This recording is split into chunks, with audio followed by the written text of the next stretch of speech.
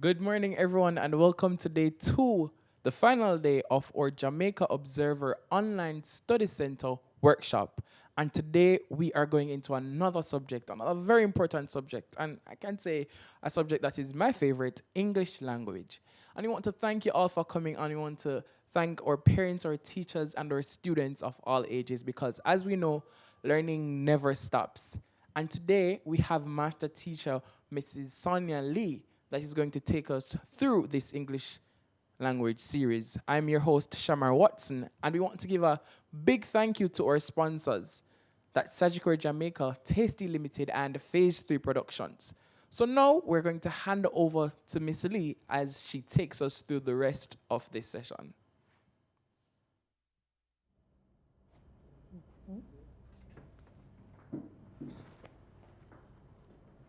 Good morning, everyone.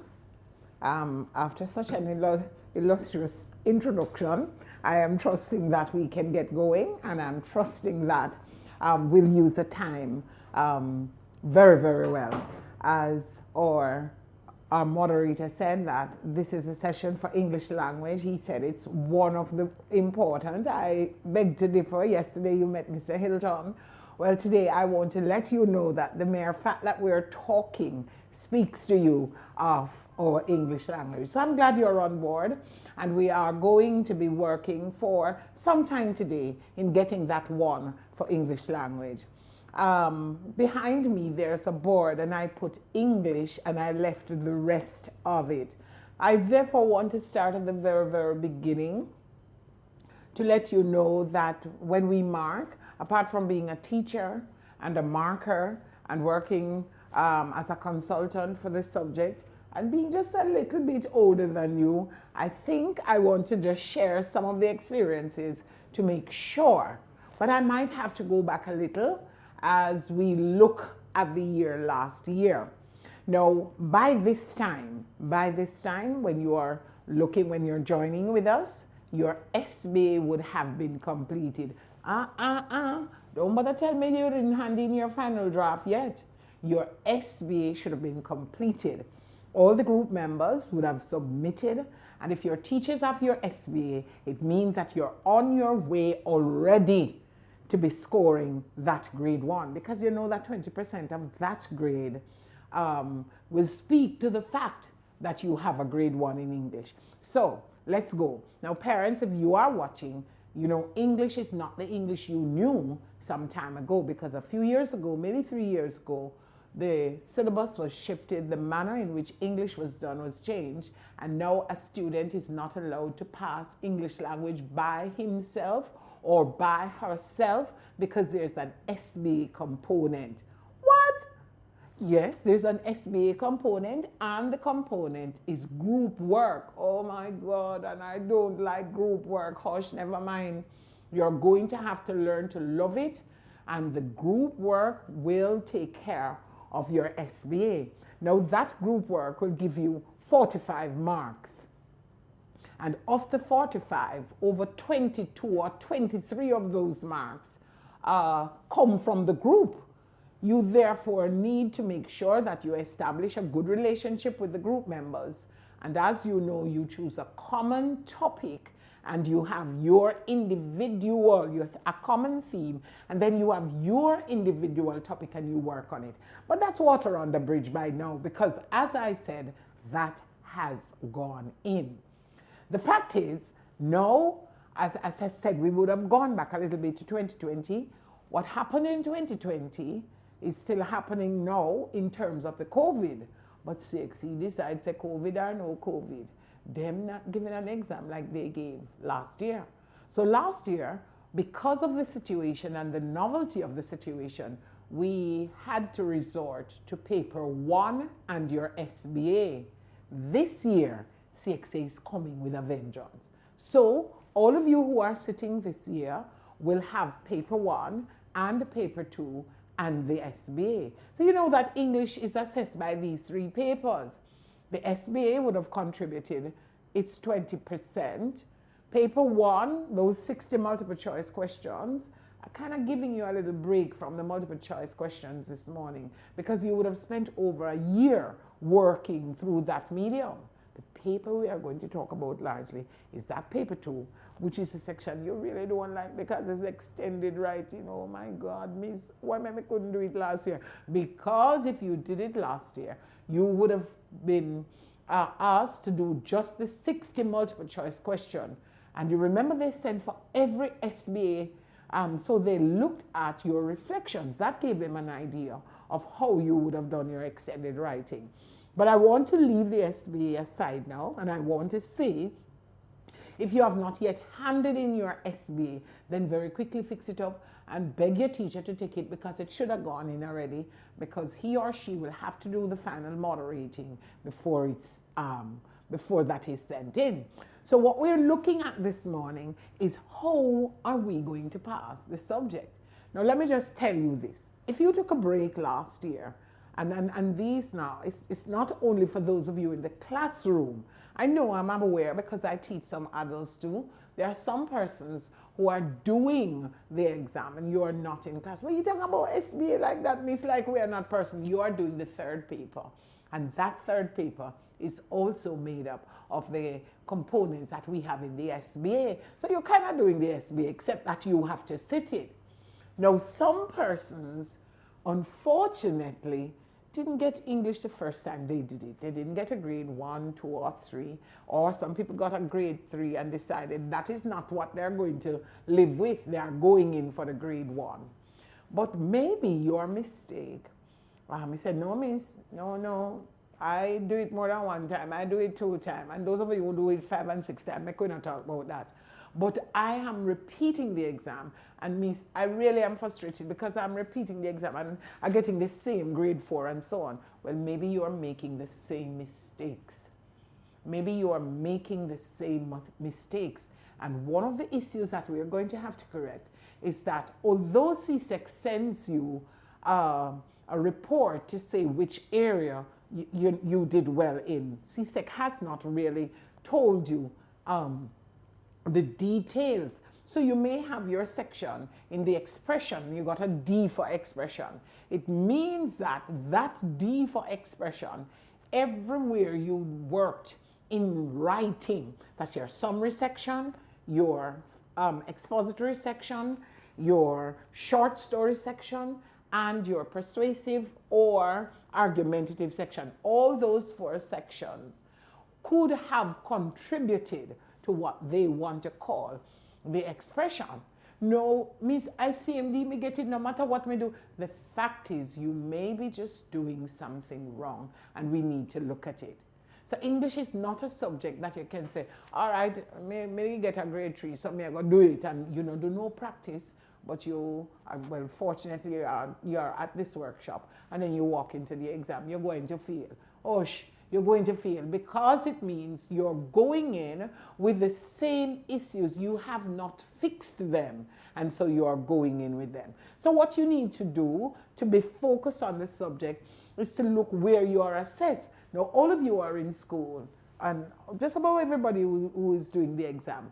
The teacher who teaches has got to send to CSEC what they think you are going to do. It means that we send up a list of students and what we think their grades will be. So where we get those grades? You think we just make it up? For all of you, we come offline and do our homework and only turn up when you're supposed to get lunch and all of that. Your teacher is going to say that they think the grade is going to be 4 or 5 or at best 3. Because what they have to do is to look on the work that you have submitted, listen to the discussions that you have joined in class, and then they will do their assessment and say, by the work you have done, we are expecting a grade 1, a grade 2, or so on. So I can't just get up in my mind and decide that Jeremiah Tokolo don't come on my class, him not depend line, and so him going to get a grade 7. They may even have 7. You understand me? What I'm going to do is to look at how he has participated, to look at the history of his grades, to look at how he handles interpretation, does his homework. And then I look at that and I say, this certainly is going to be a child who is going to can't get less than a grade 1. All right, if I look and I see that there are no writing skills or very little writing skills, I am going to make that assessment, and I'm going to base it, maybe I'm going to say a grade 2 based on what. But there, I don't know that there are any teachers at all. There is not one teacher that I can find who will send to tell CSEC that this child deserves a 4. And you have your work that you can prove that you can do. So you have to focus on the fact that you have done something and that the recommended grades, because CSEC look at those things, you know. CSEC look at, Miss, I know I have a friend and the teacher did tell him, say I'm going to get a 7 and the boy get a 1. Hush. Oh, we don't blame you. It's compliments of the English department, you get your 1. But the fact is, that is why you now have to move on to the university and you have to do English again. Or when you get to sixth form, you're going to have to do communication studies because your skills in English are not so very good. So we have to work on improving those skills. All right? Now, I kept a check. You know that exam begins the 14th of June. And you know that English, especially English A, is going to be one of the first ones. English B is following. You know when you are writing, and some of you may be doing the exam and you're in 4th form. And some of you are adults, you're really not in the classroom, but you do some lessons and you're going to do the subject. Don't make the mistake of signing up. English language is English A. English literature is English B. Oh, I have marked exam enough to know how people mix up those things. And sometimes they go to the center and there's no paper for them because they've never signed up for English A. Them sign up for English B, so they don't send no paper for you. All right? English B is the literature. We're putting that aside a little bit, and then we are focusing on how we get through the English A. So, in order to get through the English A, what I like to do, I sometimes give a quiz as to what happens in English A. And we are going to look at paper 2 this morning. I want to make sure that you know how it is that it happens. Now, sometimes when you look at past papers, you will see something, but remember that the exam has changed and the value for each section has changed. So you have to look at the year paper that you're looking at and look at the value. Now, some of you are saying that, Miss, I know my teacher don't teach comprehension, you know, my teacher don't come because she said no comprehension and go come on the paper. No, your teacher should teach comprehension, but there is no comprehension on paper 2. All the comprehensions now are placed in section in paper 1, and I will tell you how that runs. But for the paper that is going to test your analysis, your skills of writing, your skills of persuading, all those are featured in paper 2. So let us just look now. What happens in paper 2? First, you have 2 hours and 40 minutes. It's really 2.5 hours for the exam, but they give you 10 minutes in which to read. Now, I know some of you good friends, you know, because I've been teaching long before your grandmother was born. But I have some good friends, the moment them see an exam paper, you know, man, them pull out the pen and they start to write and they start to give answer in the middle of the paper, they realize something. What I want to let you know is that you are to read the entire paper. There is a little paper that we sometimes give to students, and it usually carries about 15 questions or so, sometimes even 10. And the first 5 questions will ask you bio details, but the instructions will say to you, read this paper entirely before you begin to answer. But question 1 says, what is your middle name? Everybody know that, so everybody write your middle name.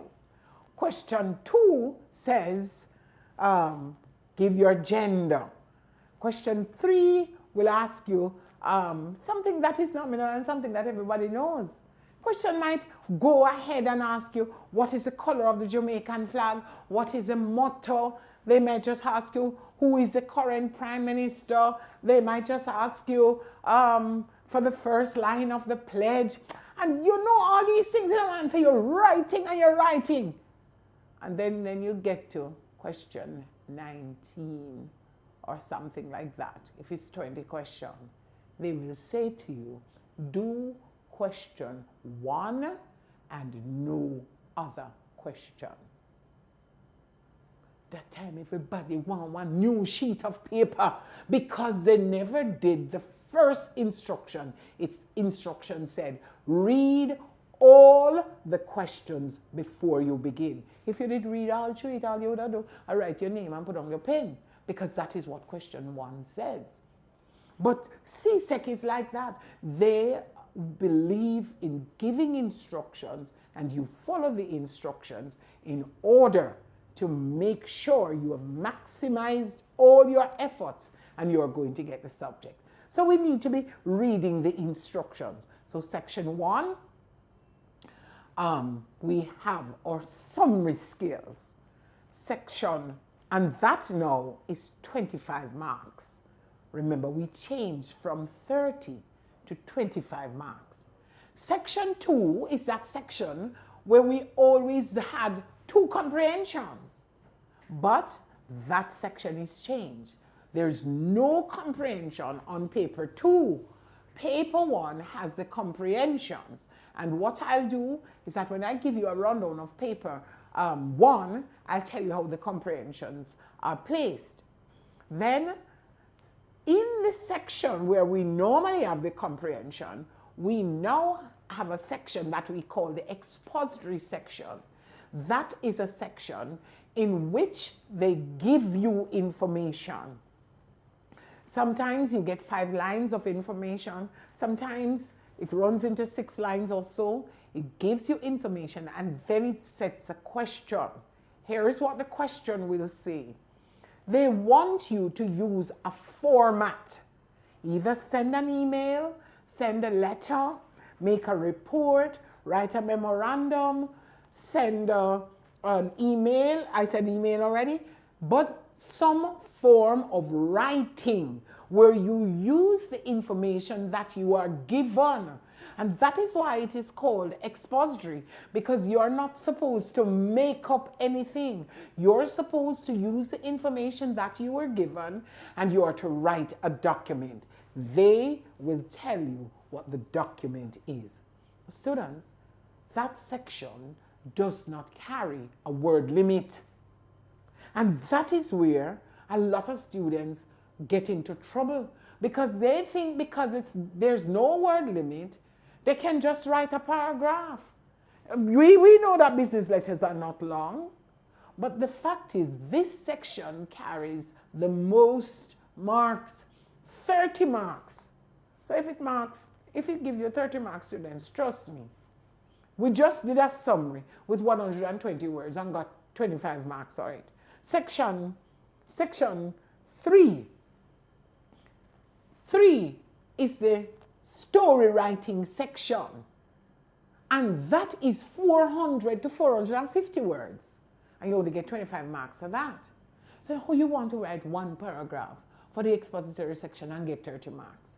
You have to use that. Now what we've worked out over the years is that when CSEC sends a story for us to write, they said they want 400 to 450 words, and they give us 45 minutes. We watch that and we say, it seems like for every 10 minutes, they want 100 words. So we sort of practice that.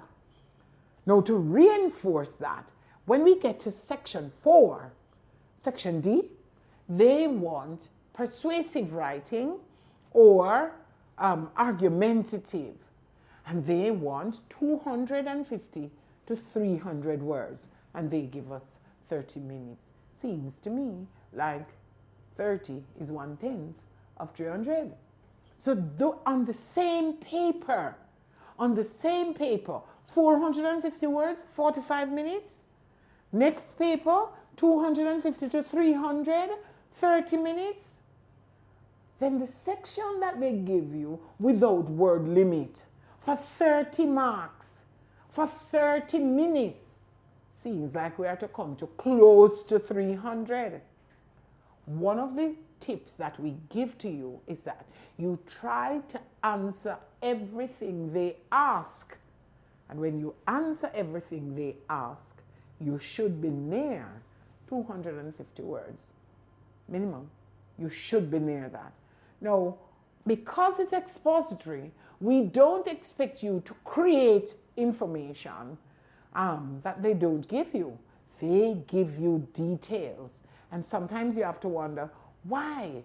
No, students, if they give you the address for somebody, and if they give you the name for somebody, his position for somebody, and you are to send a report, then my mind tells me, say, if you have the name, the mailing address, and the position, they want a business report. They want a report that is going to come through the business letter. Why else they would give you 2 addresses? Why else they would give you the format that you need for a business letter? So you write your report the business letter style. So you look carefully at the instructions. Look at what you are told. Focus. And that is where you have. Now some of you will tell me, Miss, can't study English. I might agree with you there. You practice English.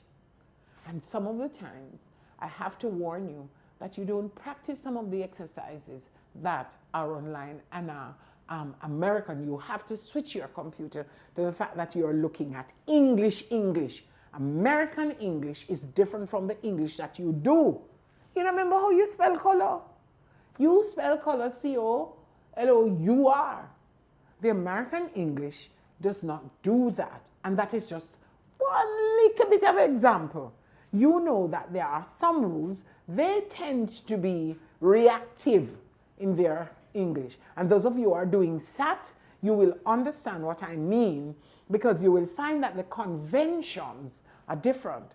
So, no matter use your computer and type in color and type in the American spelling for color, and then when me mark you down for spelling, you say, that means I did my spell check. You did it based on the American system.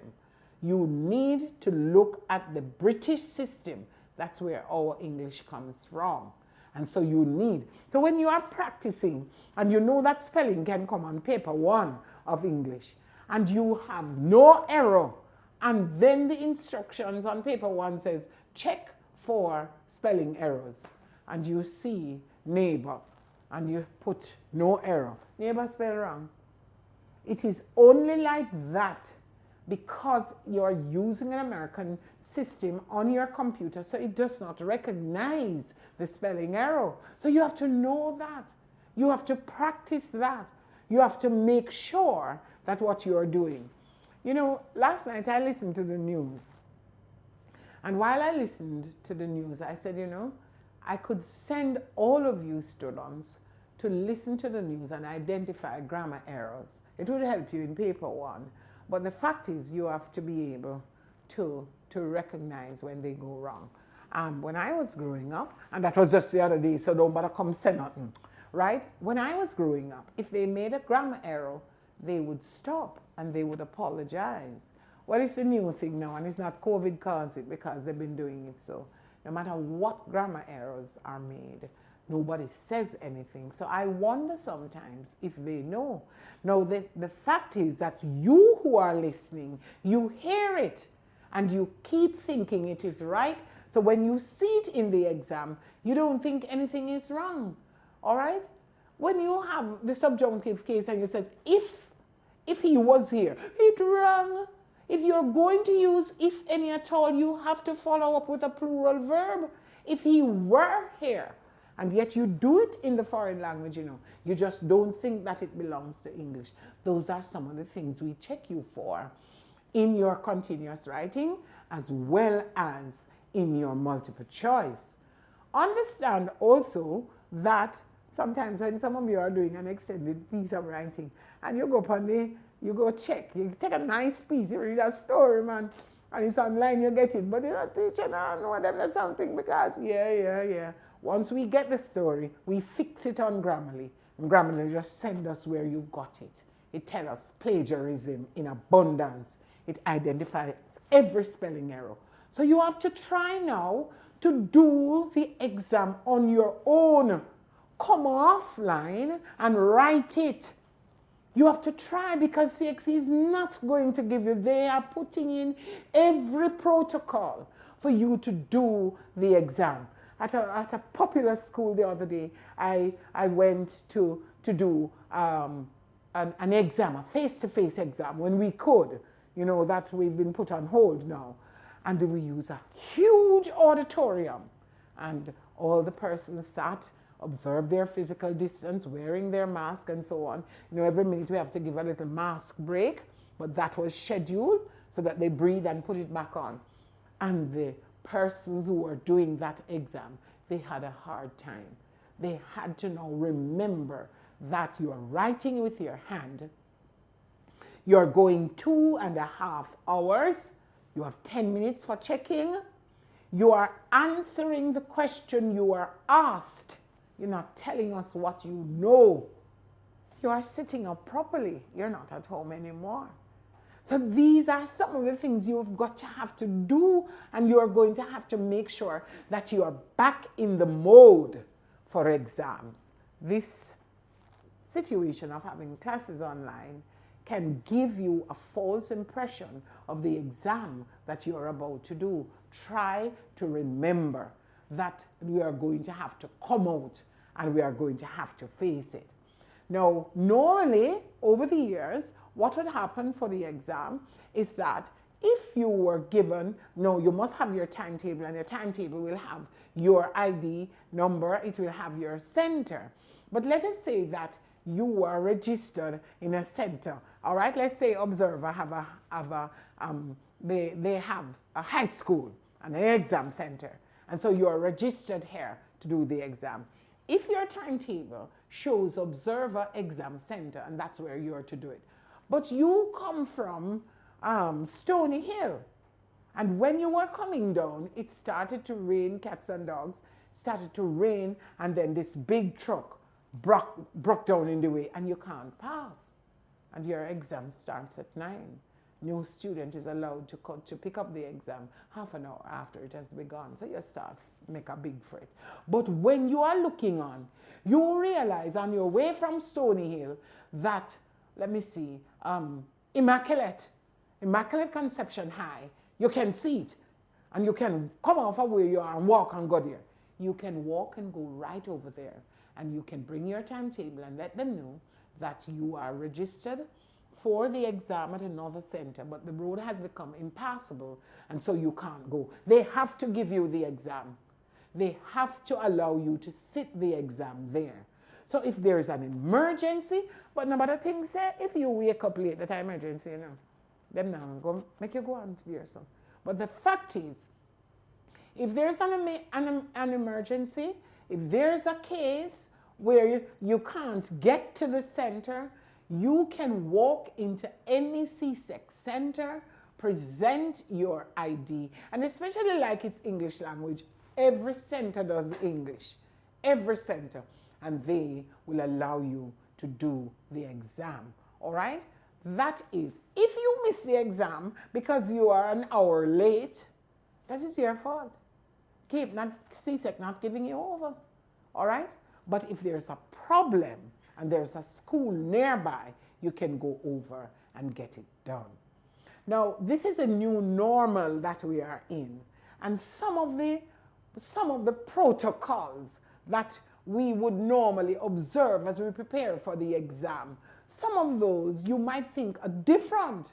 What I want you to know that it's the exam, the means of taking it are going to be the same. The content might be a little different, but what you want to understand is the fact that in terms of your preparation, it has got to be the same and more. Now, normally when I stand in front of a class face to face, with all my gymnastics and with all my teaching methods, I deliver and I make sure if John look like him half asleep is down there, I'm going to touch him and open him inside. If Mary look like she plaiting out the end of her hair, I'm going out there to think that. But I can't do that now. I can't do that. And sometimes you need some of those things to keep you focused. You know, I learned a lot of the tricks, you know. You register in class, but you know did that. Your name is quite fine. Or when you're tired, you just send one note, come say, connectivity problem.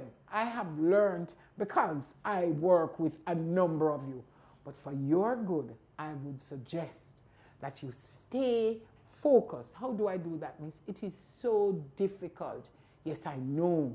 But what I want to let you know that those students who ask the questions, those students who participate, are those students who get their grade ones. Is that the grade one you can talk about, Miss? Yeah. Grade one, grade two. If I have to mention a grade three, I think of three out of door. And me no like lizards, so I don't focus on trees. So it's grade one, and if I have to, I'll think of grade two. But the fact is, you need to be aware. You need to be constantly. Do you know why CSEC teachers don't teach grade one in schools? The teachers who teach you for CSEC, they don't teach grade one. Grade one is an excellent grade, you know, and I respect all the teachers down there. As a matter of fact, I'm also a specialist in infant education. But if you continue to work in that area, when it's time for you to write a sentence that sixth formers will understand, you can't do it because you keep practicing at that level. And the same thing goes for you. If you keep writing the story that you wrote at third form or second form, you'll never be able to write the story to give you a grade one for CSEC. So step up a little bit. Step up a little bit. No, let me just tell you this. A good story don't mean big word. You understand? So nobody go swallow your dictionary and come put it out. Because as a marker, do you know how much time it will take me to honest? Because I have to be honest in terms of marking you.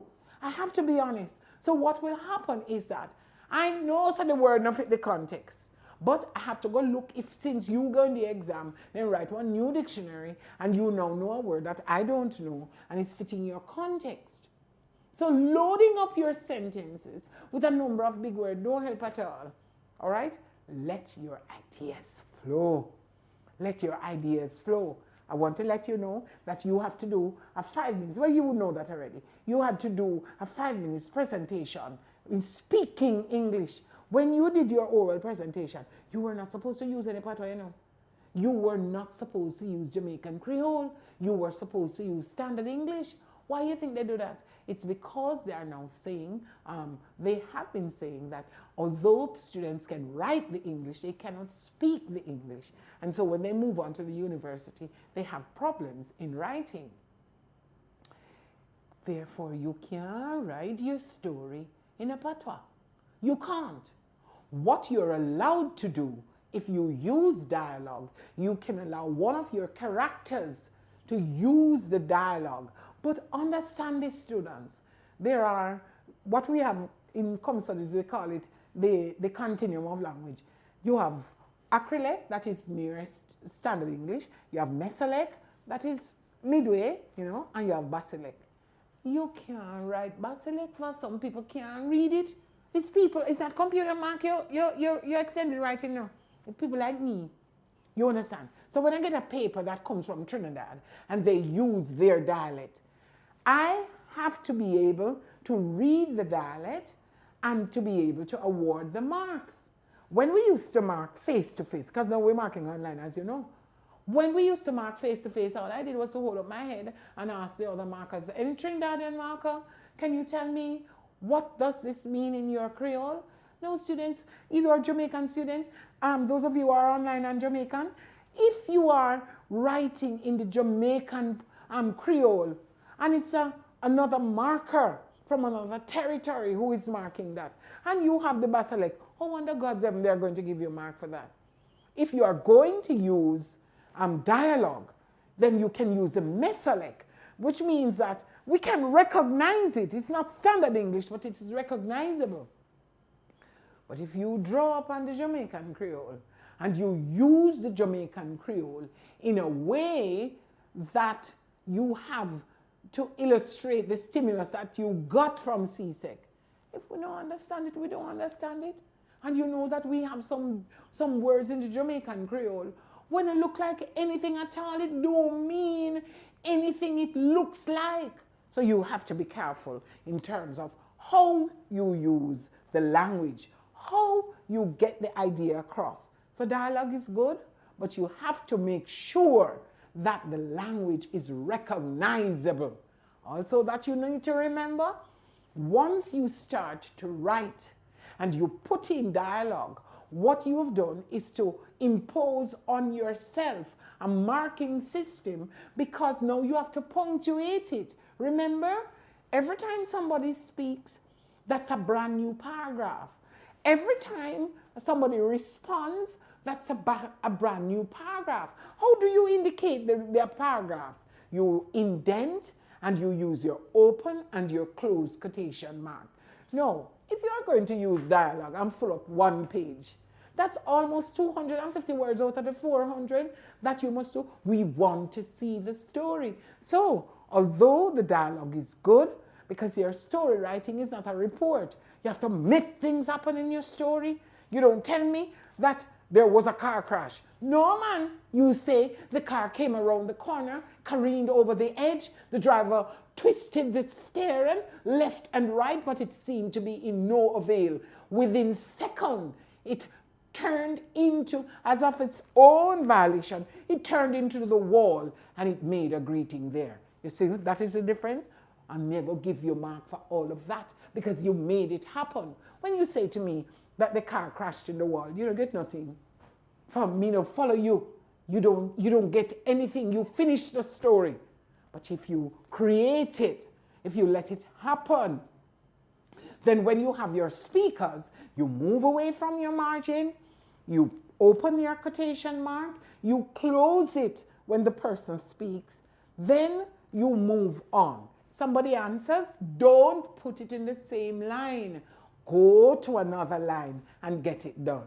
Miss, we know that. I'm glad.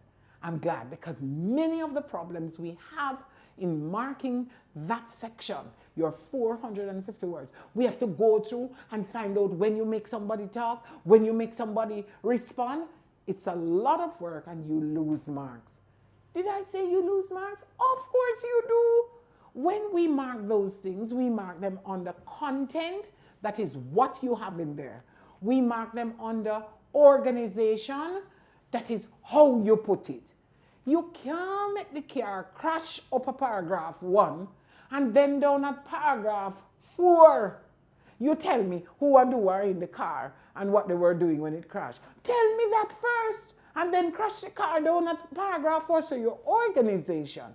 And we always say to you that one of the easiest ways of writing your story is a 5-paragraph approach. You have your introduction, you have 3 points in your introduction. Then your next 3 points, your next 3 paragraphs will deal with one of each of those points that you had in the introduction. And then you just wrap it up with your conclusion. That's your 5-paragraph approach. And you don't go back and whatever you said in paragraph 1, paragraph 2, you leave it in that paragraph. And then when you come to the end now, you wrap up. Well, I want to consider that is easy. Some persons might have some challenges, but if you stick to your 5-paragraph approach, you would have the organization done correctly. Then the next big mark you get for that section is expression. Oh yes, expression. It means that those of you who are constantly sending your emails, sending your WhatsApp, and you are used to spelling you with the letter U, remember say it don't have no place in your exam. You're going to have to break out of how you use social media to use the standard English.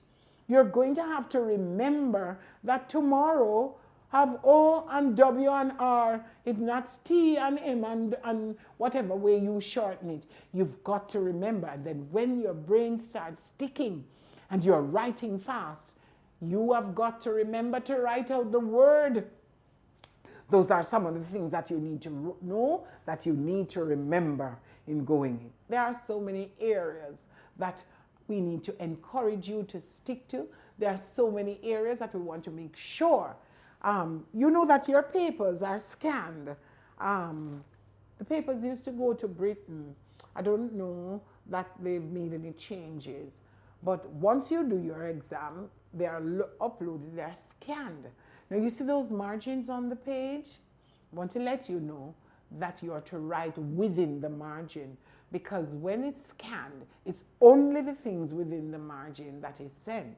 When I get your paper, I don't get your name. I get a center number and I get the scan of your hard copy. Now, if you wrote in the margin, I don't get that part. I don't get that part, you know. And I have to mark you down now for what is missing or what should be there. And if you are there, because some of you, when your teacher tells you that, you explain to her, but you won't be there to explain to the marker. You therefore need to observe the space in which you write and make sure that it is there. So the examiner sees it and mark it.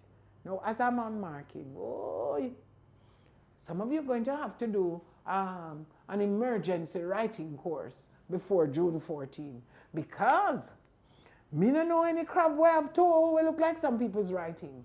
You have to learn to write. It's people marking it, you know, if they can't see it, what do you think they're going to do? You think they're going to phone you? We don't even know who you be.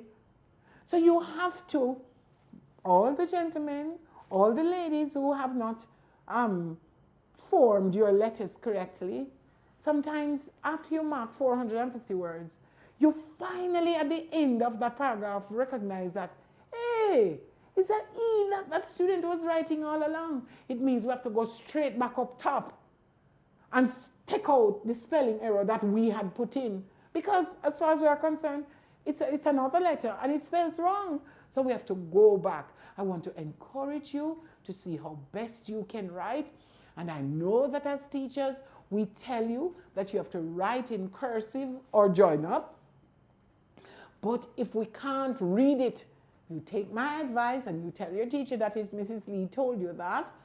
But if you can't write it in join up for us to read it, write it in script.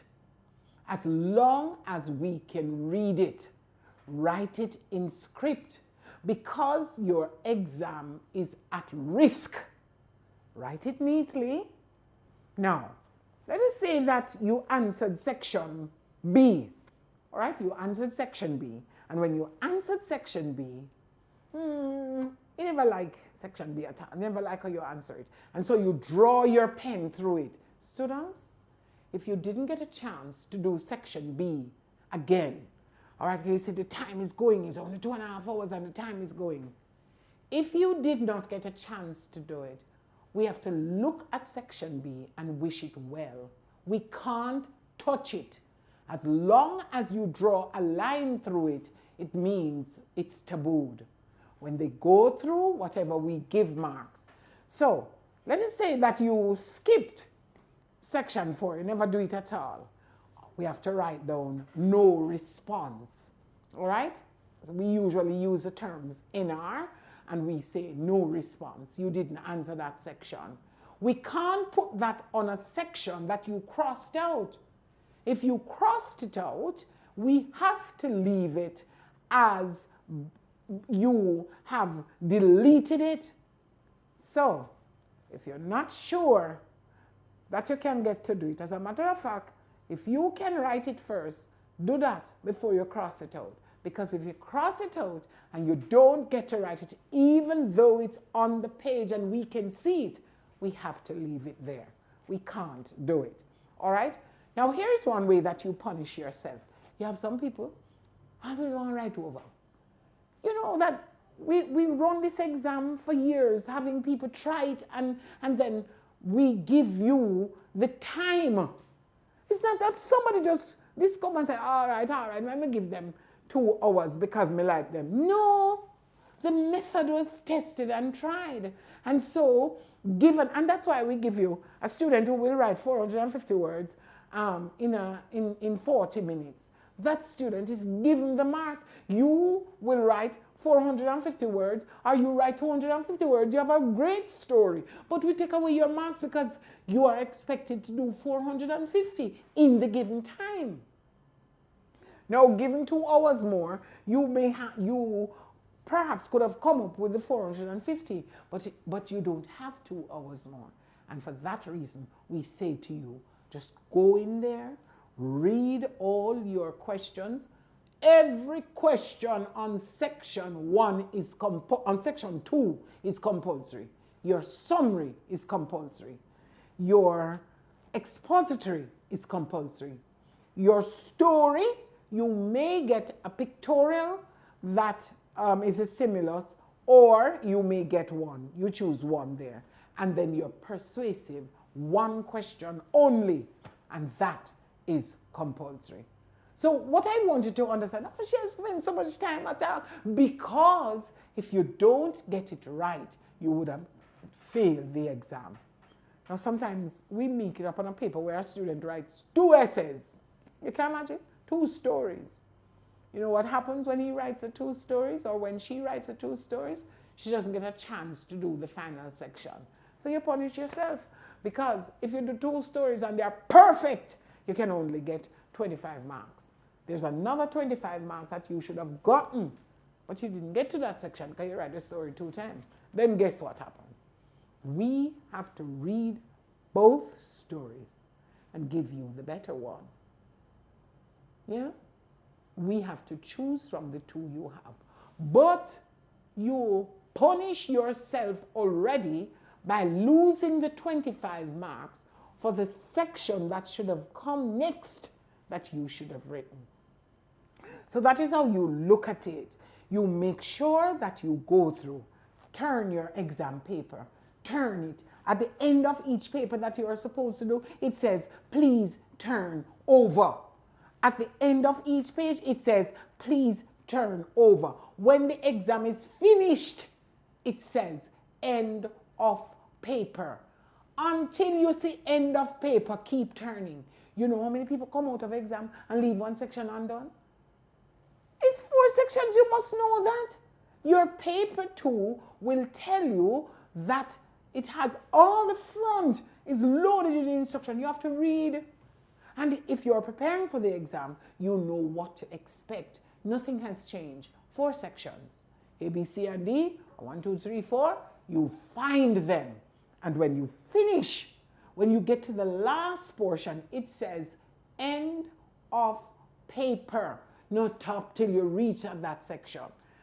Understand too that you have extra leaves. You're going to get a booklet, so you can't take anything out of the exam.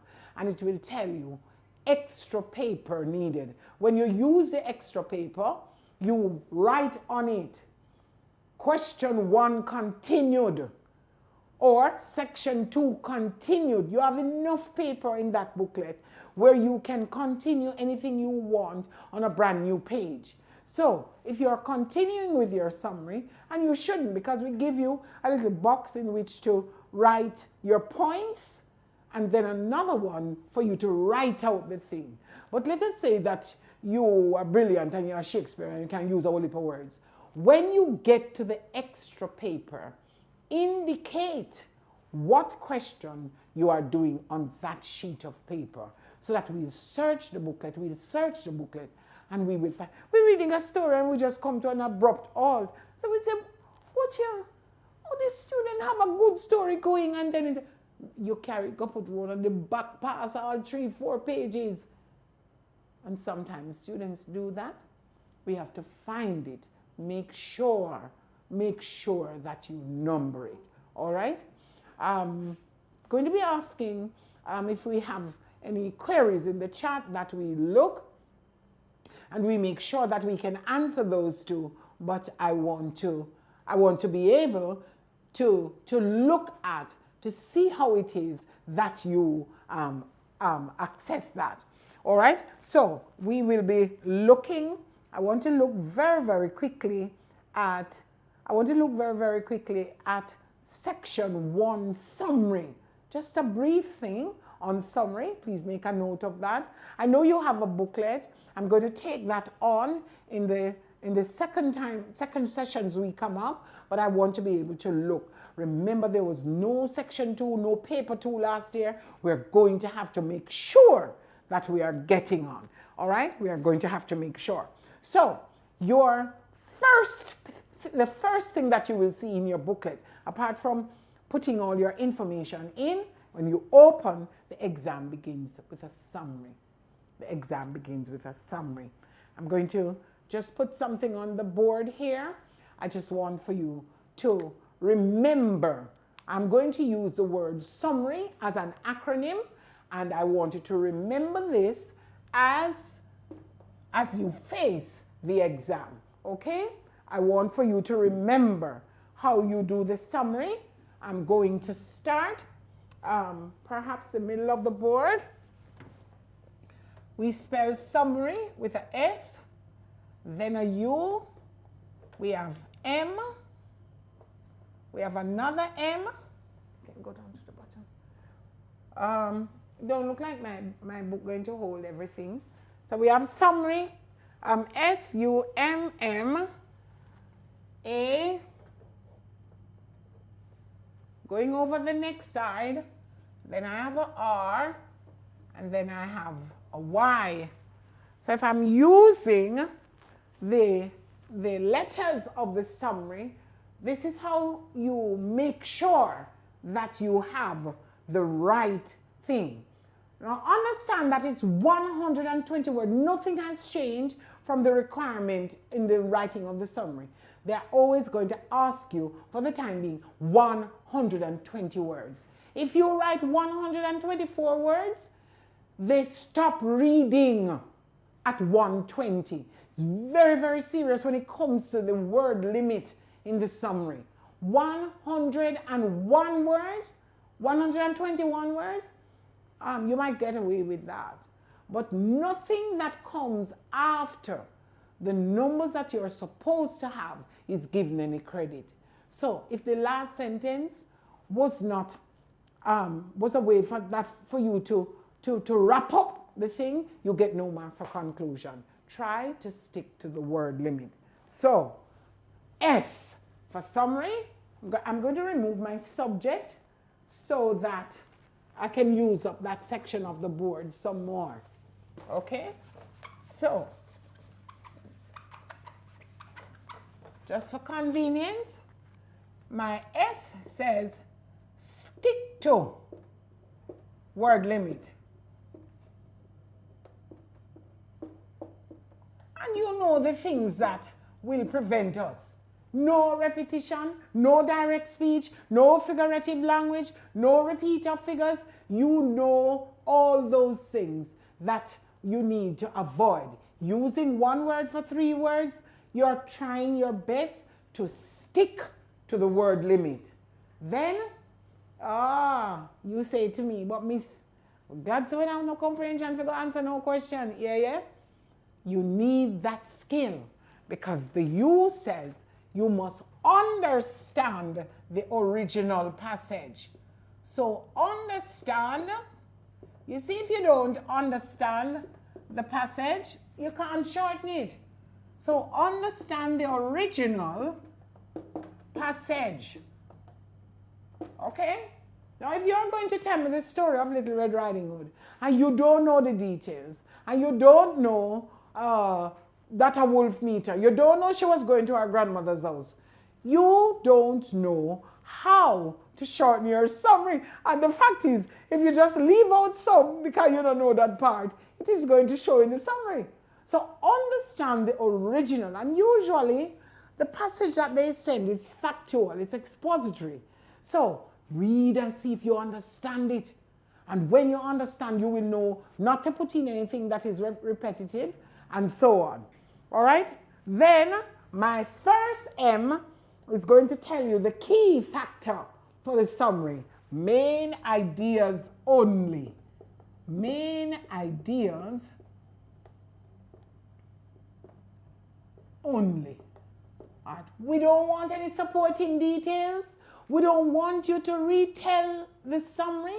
You know, I met some summaries in exam that longer than the original passage. You understand? I don't know If students just get up and do it, well, I don't know. But these are some of the things that you need to remember. Okay? You stick to the word limit given. And I can put my word limit here as 120 because in all summaries, that's what they do. Then I understand the original passage. Then I take out my main ideas alone. And this is what the cardinal sin of writing the summary. Students will switch mode. First, they are telling me in third person what the summary is. Then all of a sudden, they switch mode and they're gone back into first person. You have to maintain. You have to maintain the correct mode.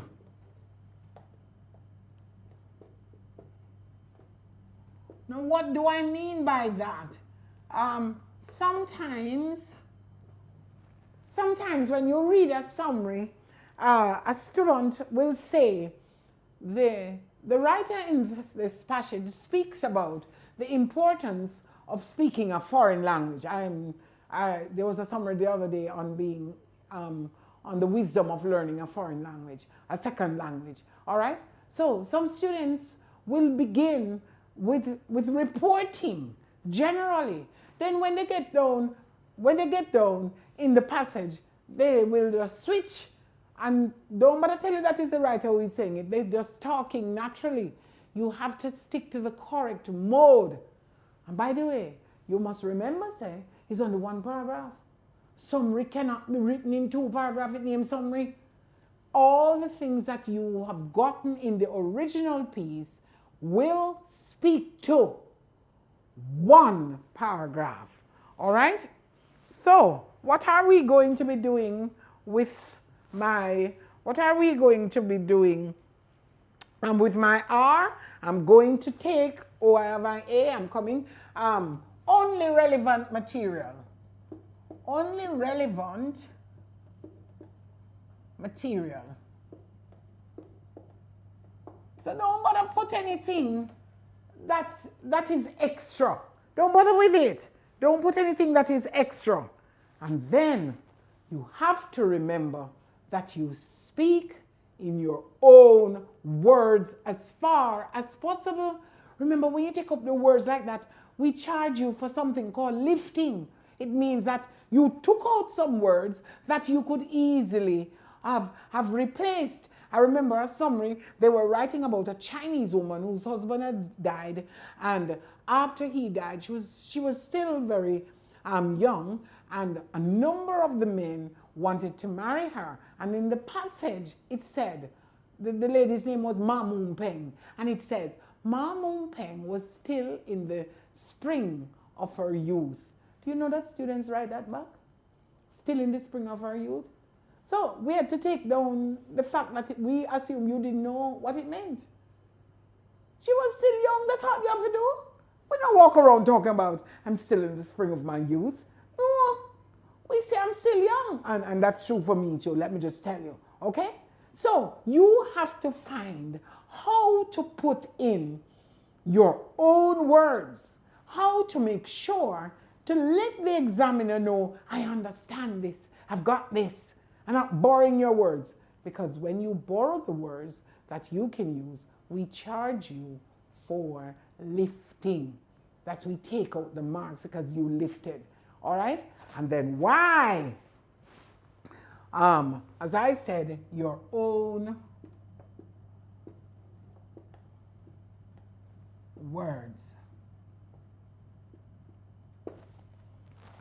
No, you stick to your word limit. You understand the original passage. You maintain the main ideas only. You maintain the correct mode.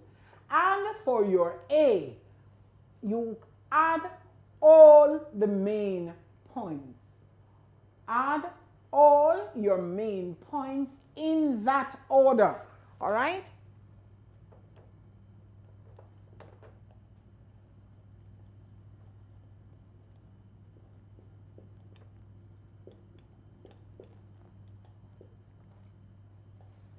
Now, when you do the summary, what I want you to understand when you do the summary, what I want you to understand is the fact that it would have been written already. We would have done the answers. We would have taken the passage and we would have written. No, not all summary is going to sound exactly alike. What every summary has in common are the main ideas. Every summary has in common the main ideas. Students, what I want you to do, if you look at a summary that is written as an example, don't think that you have to have the same words, but you must have the same ideas. Now, we mark your summary on, for 25 marks, 5, content. Can I use up my board already? But content, expression, and organization. Now for content, they tell you expressly. They say to you, identify the points. They don't tell you how many, but we mark it out of 5. All your main points. Students, you must write them down. In order for you to get the marks, you have to highlight the given points. This, I can use this one. You have to highlight. I'm going to turn my back from you a little bit because I'm going to get my board ready. And I just want to show you how the content is placed. So once you have your summary.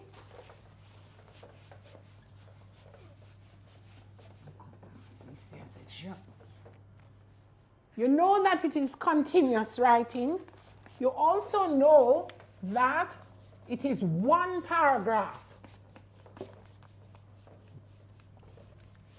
It's one paragraph that you use. Students, it says continuous writing. That is what it says in the introduction. Continuous writing.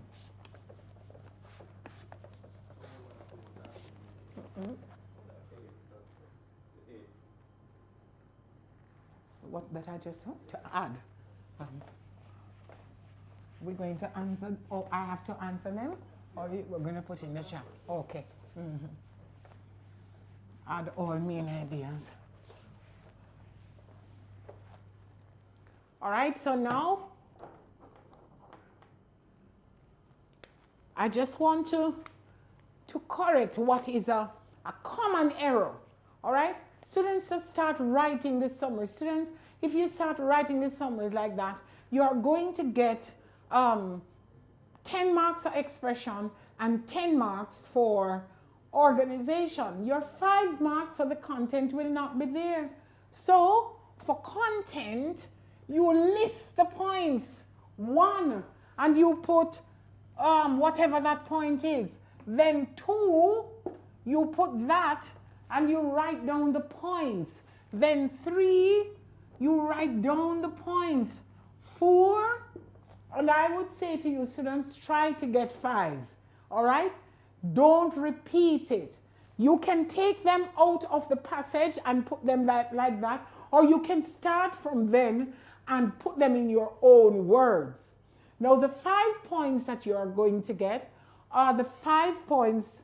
I keep saying 5, but you must find the main points. We mark it out of 5.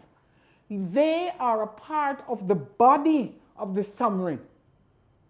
They are a part of the body of the summary that you are going to put as much as possible in your own words, that you are going to add to whatever main points you have, and try not to repeat, okay? Try not to repeat.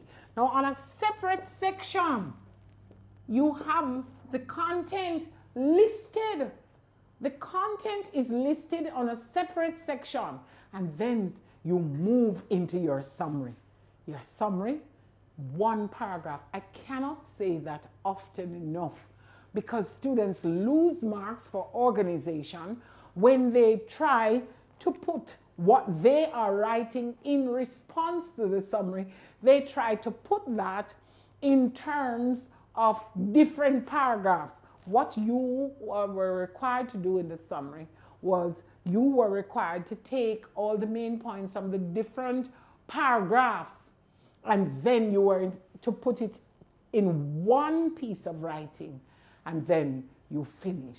Now sometimes, I tell you, see, we have an Anansi history. You know, students write the summary, and they gone write over 170 words. And when them count it up, they put at the bottom 120 words. Not true. Like say, we not go count it. Now I've been marking a summary long enough. As soon as I get to 80 words, I know, I stop. As soon as I get, when I see the summary finishing, we look to see whether or not you're wrapping up. When I take up a summary and I see a full page, I said, oh my God, I want to make sure that you understand that we're not marking beyond that point. So do students, this is 25 marks. You cannot afford to lose your 25 marks. You must make sure that your 10 marks for your expression, the expression must be yours. Remember where we say, as far as possible, put it in, that's the why of the summary, your own words. Now, where it's possible. Because if a passage says, learning a foreign language gives the benefit to 90% of the candidates who do it. Well, I don't know if you can substitute learning a foreign language, but you can, don't put the 90%, and you say the majority of students who study a foreign language know the benefits. That is your own words. But if they're going to give us something, let me go back to the story of Ma Moon Peng. If they're going to give us a story where you are saying Ma Moon Peng is in the sprint of our youth, the moment we see that, you're dead. Because it means that you have lifted. It also says to us, student does not understand the term. All right? So where they have technical terms and you can put it in your own words, put it in your own words. Do not spend time to explain. Now let me go back to your SBA. Now you remember reflection 2? Reflection 2 asks you to identify language strategies. You're not to give us a definition for any strategy that you have used. You just move right onto it and say the writer has made use of rhetorical question. In paragraph 3, he asks, where should I get it? And who is responsible for this? Somebody is making a mess. Can anyone tell me who it is? You move on now to say these rhetorical questions capture the reader's attention and help the subject and brings the subject to thought. I never tell him what rhetorical question is. Your marker knows. So don't want to spend no time defining anything in your summary. All right? Your opinion is not necessary. We don't ask you for it. Don't put it. Just read the passage. Begin to highlight. You know you pay for that exam paper? Mark it up, man. You paid for it. Find the points that you are going to use. And then there is a box that we give you on the other page. Put the box to work. You will see that there is a sign that says you do not get any marks for this. That is treated as a rough work. But rough work is valuable. So try your best to do it. It's the first piece on your paper. Do it well. But just before I come out of the summary, understand you don't have to do it first. You don't have to do it first. You can do any section of the paper first. You just number chronologically. You just make sure that you have things going. If you really are in doubt, skip a line, skip a page, so that if you can go back. Some persons have their stories. You can skip a page that if you go back to wrap it up, you have some space. You understand? Just make sure that everything gets done. Now, when we come back, we're going to use our booklet, and our booklet speaks to us of section B. So we are right into it.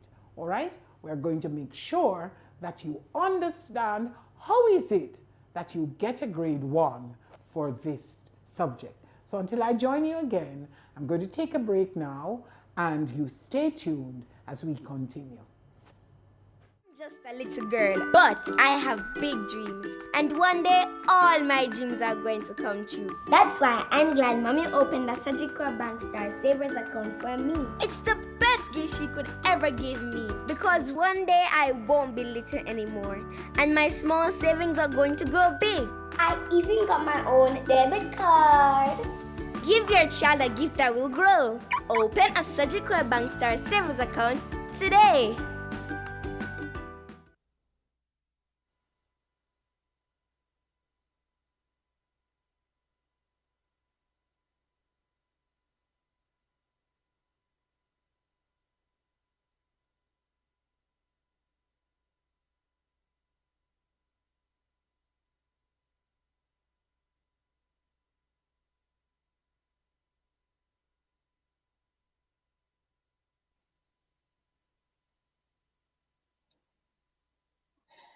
Good afternoon, parents, teachers, and students out there.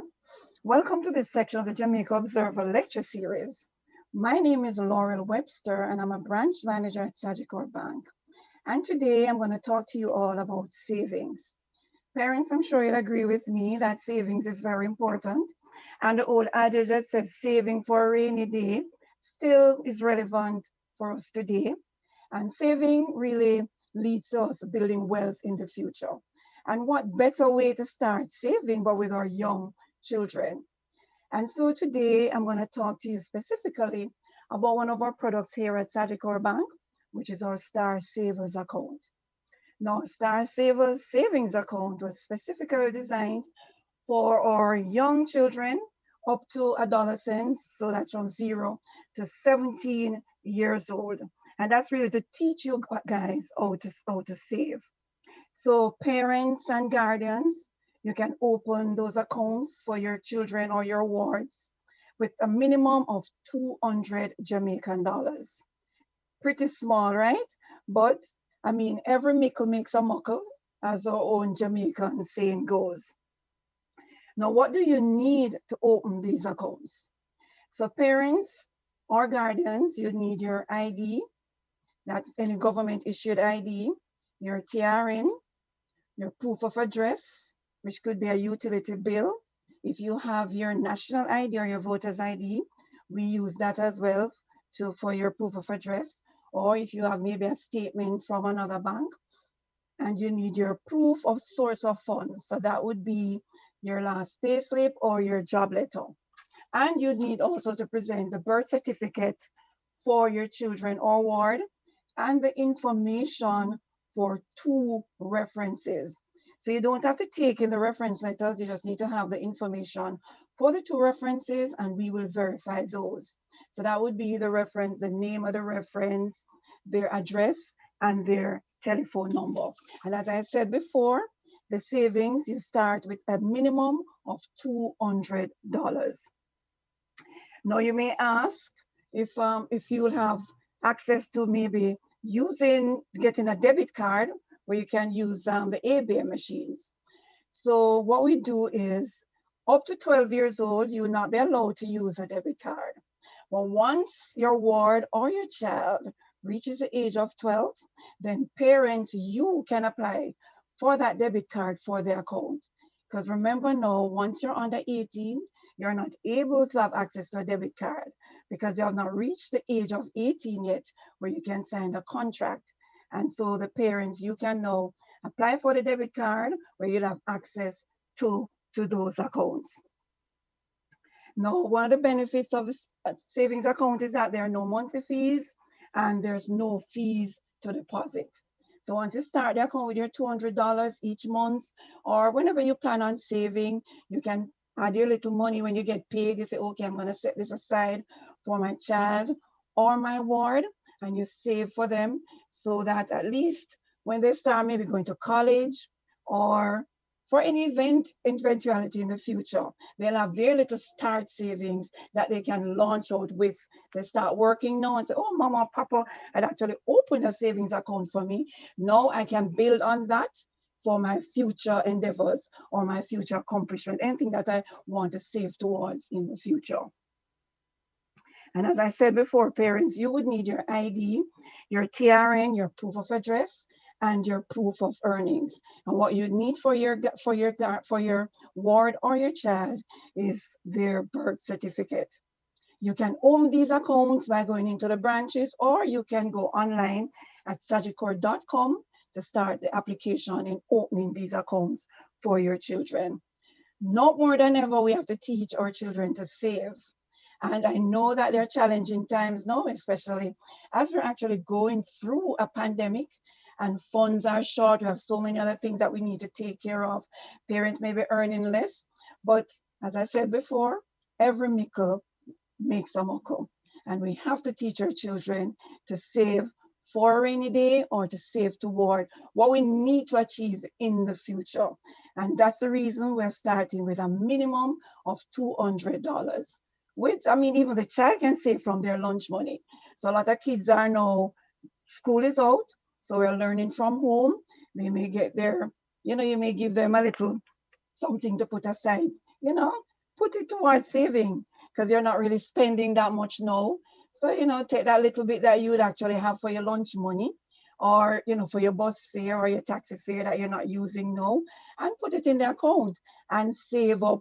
You never can tell what may happen in the future, and you need those amounts, to actually, that you'll have access to. And most important, as I said before as well, the child up to age 12 will not have access to a debit card. But once a child reaches 12, then parents, you can apply for that debit card so you can actually access the account, whether through the ABM machine. But before 12, they can't. And the child herself or himself will not be able to sign for that debit card because under the age of 18, they can't do that.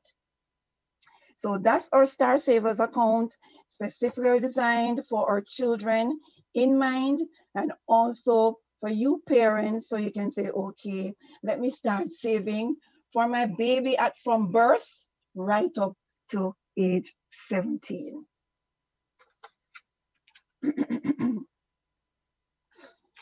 So that's it really for me, just to say that you can go into any branch of Sagicor Bank right across the island and open your Star Savers account for your children and your wards.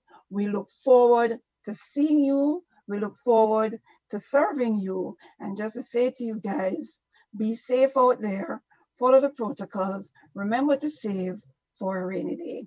Thank you very much. I am just a little girl, but I have big dreams. And one day, all my dreams are going to come true. That's why I'm glad Mommy opened a Sagicor Bank Star Savers account for me. It's the best gift she could ever give me, because one day I won't be little anymore, and my small savings are going to grow big. I even got my own debit card. Give your child a gift that will grow. Open a Sagicor Bank Star Savers account today. And we're back, and we're at our giveaway section, and we're going to be asking some questions, and you're going to get the opportunity to win some prizes. Now, the first question I want to ask you guys is, what is the first thing you do before you start an exam? Mrs. Lee told us the first thing you do before you start an examination, and we're looking out for your answers on Instagram, on Facebook, and on our Livestorm platform.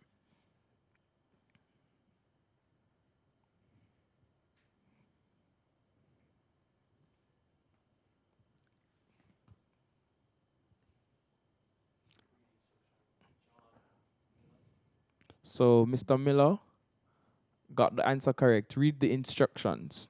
All right, the next question is an observer question. We asked it yesterday, so if you're on yesterday, you'd say, what day is our online study center published?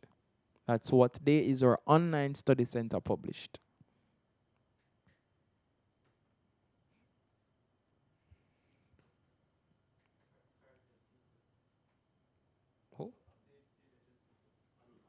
All right, Tuesday. So we have a couple winners there that said Tuesday. Our online study center comes out on Tuesdays, so you guys can tune into that weekly. The next question is, what is the word limit for section J? 3, sorry, section 3. What is the word limit for section 3? That's in the English paper 2. No, that's not the answer. Also not the answer. No. No. 450? All right, so the answer is 400 to 450. So for those persons who said 400 to 450, or rather the first person who said 400 to 450 would have gotten that answer correctly. And the last question we have here is, what is the value of the last 2 sections of the paper 2 in English? The value of the last 2 sections of the paper 2. The last 2 sections.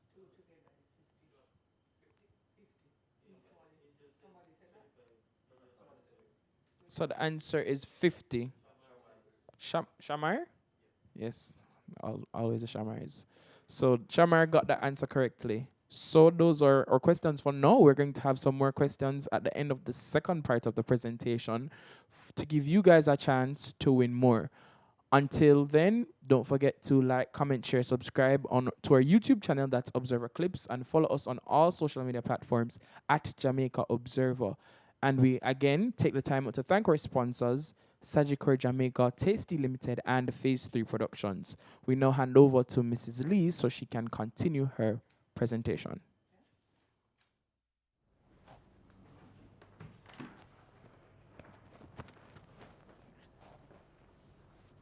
All right, everyone. I hope you give yourself a little stretch. Arms up, forward, backwards, up. Stick your legs out, and take a deep breath, and we are ready to go. All right? I'm going to ask you to take out your booklets for me at this time. I'm going to ask you to take out your booklets, and I'm going to ask you to join with me. I wish I could ask you somebody to read a section, but I'm going to ask you to look at the first page. Want to just spend a little time on that, since we are sort of continuing the paper 2. So from your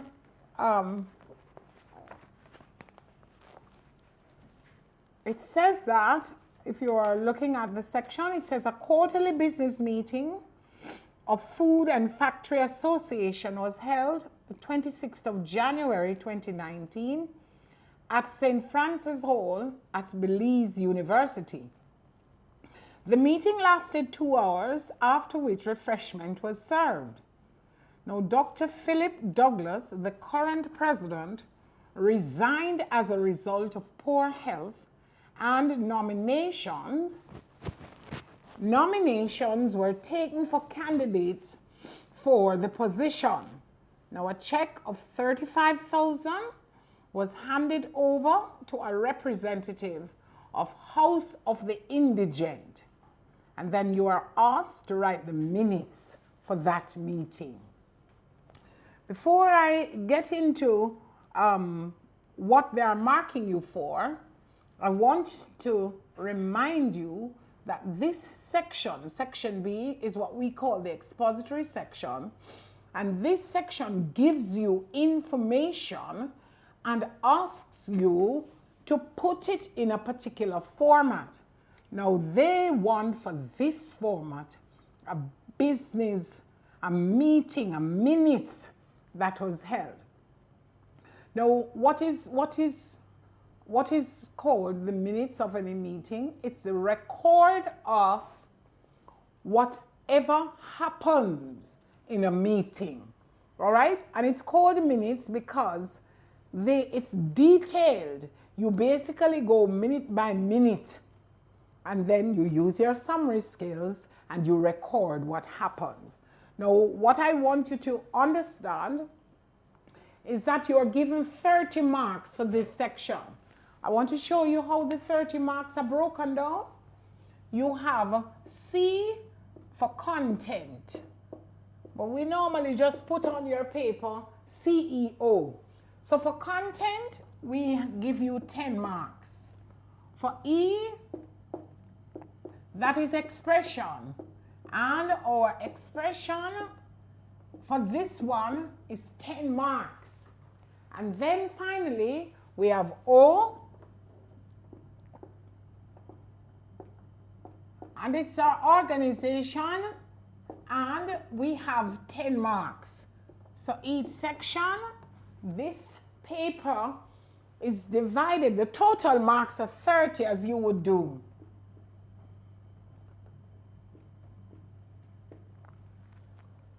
For those 30 marks, they are weighing the content as heavily as they weigh your expression. They are looking at your organization, and then they will give you the point. Now, the minutes, how you write a minute, you record how your meeting had started. You record the date of the meeting, the time of the meeting, and you record who called the meeting to order. Now, a lot of you, before we had this situation, and even some of you who go virtual in order to make up, in order to have a good report as to when you travel and so on, you still do your clubs virtually. Now, in your clubs, you have their president, your vice president, you have your officers, and each officer has a special duty, a special role. Now, the secretary in that club, any club at all, records what happens. I don't know if you've ever watched a movie on television that carries a court scene, and there's always somebody who is typing away, who is writing away. That is the person you call the clerk of court. That person records the minutes of what happens. Now, you are expected to do the same thing. I'm going to ask those of you who go to church and your youth meetings, whenever you have a youth meeting, sometimes minutes would be read. You need to go back, but my teacher never teach me minutes. Your teacher doesn't have to teach you everything, every format that exists. All right? And your experiences can also help you. So when I'm finished, you can Google and look at all the different forms. Because if you follow your syllabus, you know that they can ask us any format of writing. When I started this morning, I said to you that we could look at a number of different formats, and they will ask. Since this exam has come in, they've asked us for emails, they've asked us for business letter, they've asked us for letters of complaint, they've asked us for a report, and we would have had about 8 exams. Now this year we'll make 8, because we have 1 exam in January and we have 1 in May, usually. So 2 exams each year, and each time they ask for a format. You've got to be aware. You have to know what is an agenda, all right? You have to know what is a notice. You have to know what is a press release. You have to know the different forms of writing.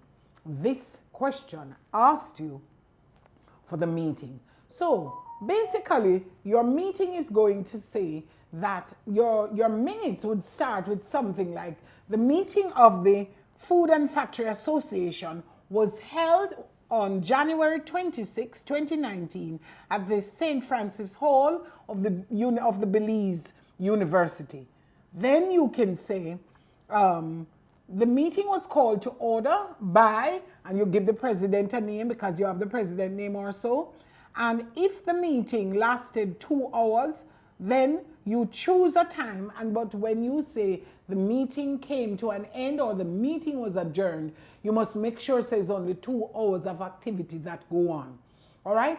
So your minutes are written in paragraphs All right? It's written in paragraph, but there are some things that must be in a minute. You must have the calling to order of the minutes, of the meeting. You must have who did the calling. You must have a roll call. You must have apologies for absence.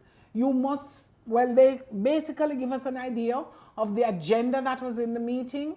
You must have the reading of the last minutes, confirmation of the last minutes, and once it's confirmed, it's because there are no corrections. So you have confirmation of the business, then you have matters arising. So anything they read in the last minutes, they will pull out some matters.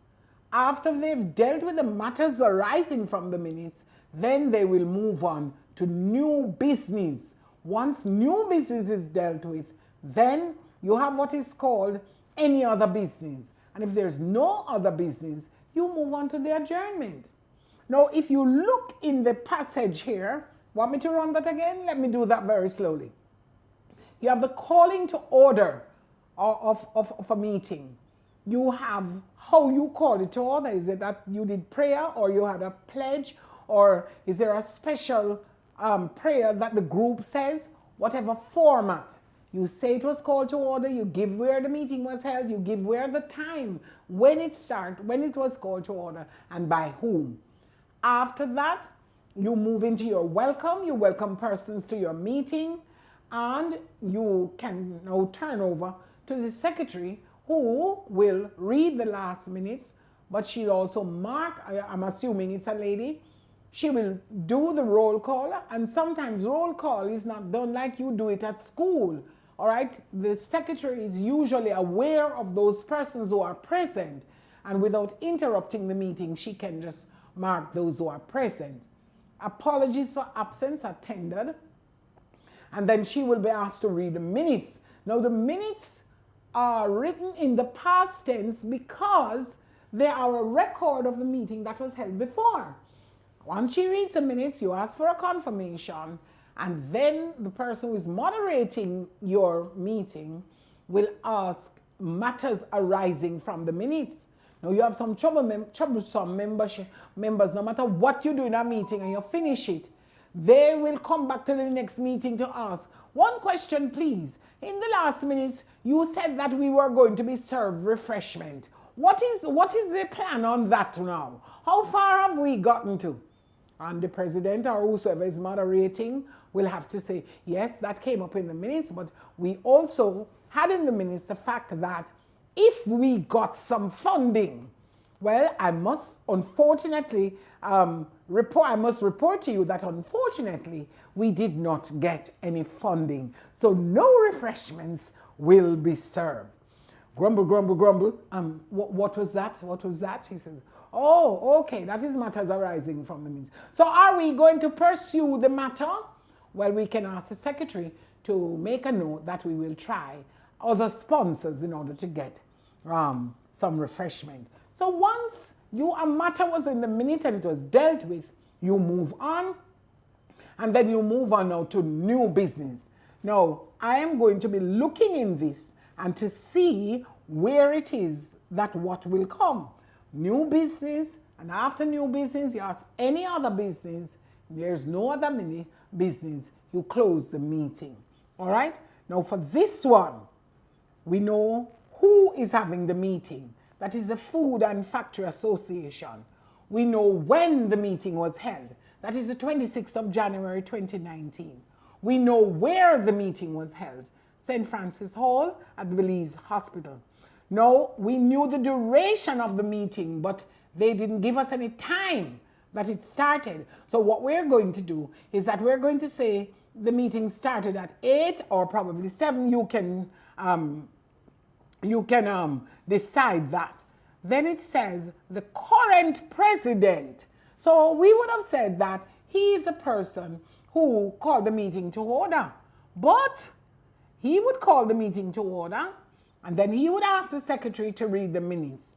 But when it comes to new business, we find out in this question that the president is suffering from poor health conditions. I mean, I don't know if it's COVID he did have because this did said before. All right? But he's resigning. So that's a new business. That is what you would have to put there. And after his resignation, they ask for nominees to request the position. So nominations were taken and that would have been recorded. Now, it did not say that any voting went on for the nominees. So that is not in the minutes. Another new business was the fact that $35,000 was handed over to the representative of the home of the indigent. All right, so the club made that contribution, and that would be in your minutes as well. So that would format, all right, that would give you the correct format for the business letter and what you would have put in there. I want to, I don't know if you have any questions, but I want to move quickly because I also want to be looking at, if you look at your letter of complaints on page 4, if you look at your letter of complaints, again, it says that you would know what the letter of complaint has. It says you are to write a letter to the principal of your school in which you complain about the computer lab at your school. All right, and for 30 marks, they say you must describe. So you know if you are writing a letter of complaint, you must have 2 addresses. Are you going to use the block style? If you're using the block style, then all your addresses will come down on the same side and your salutation will come down at your same side. Remember when we're writing a business leading, you can't ask anybody, how are you? You can probably say to your principal, good day, and that is it. No long fancy greetings, no wishing you no Merry Christmas, no wondering when it's Labor Day for you to get a holiday from school. Just good day.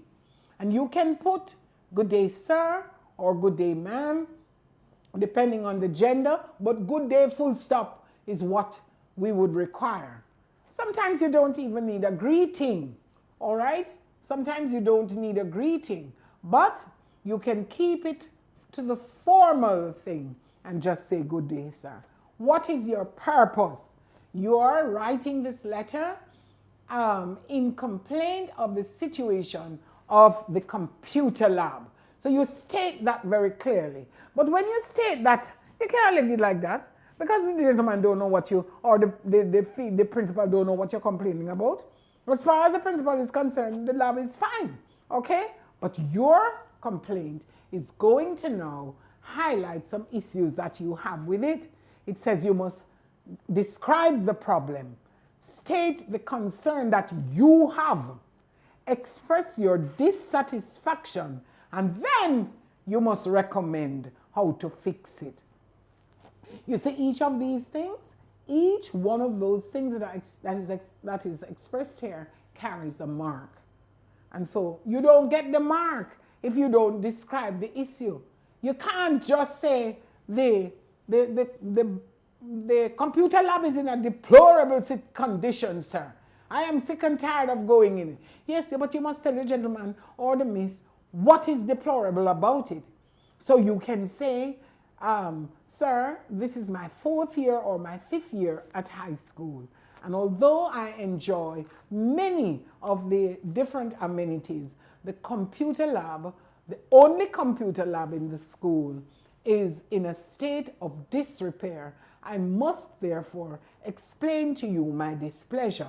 So first thing in here now, 2 things I tell him already, you know. One number computer lab them have for the whole school, and it's 5 years already there.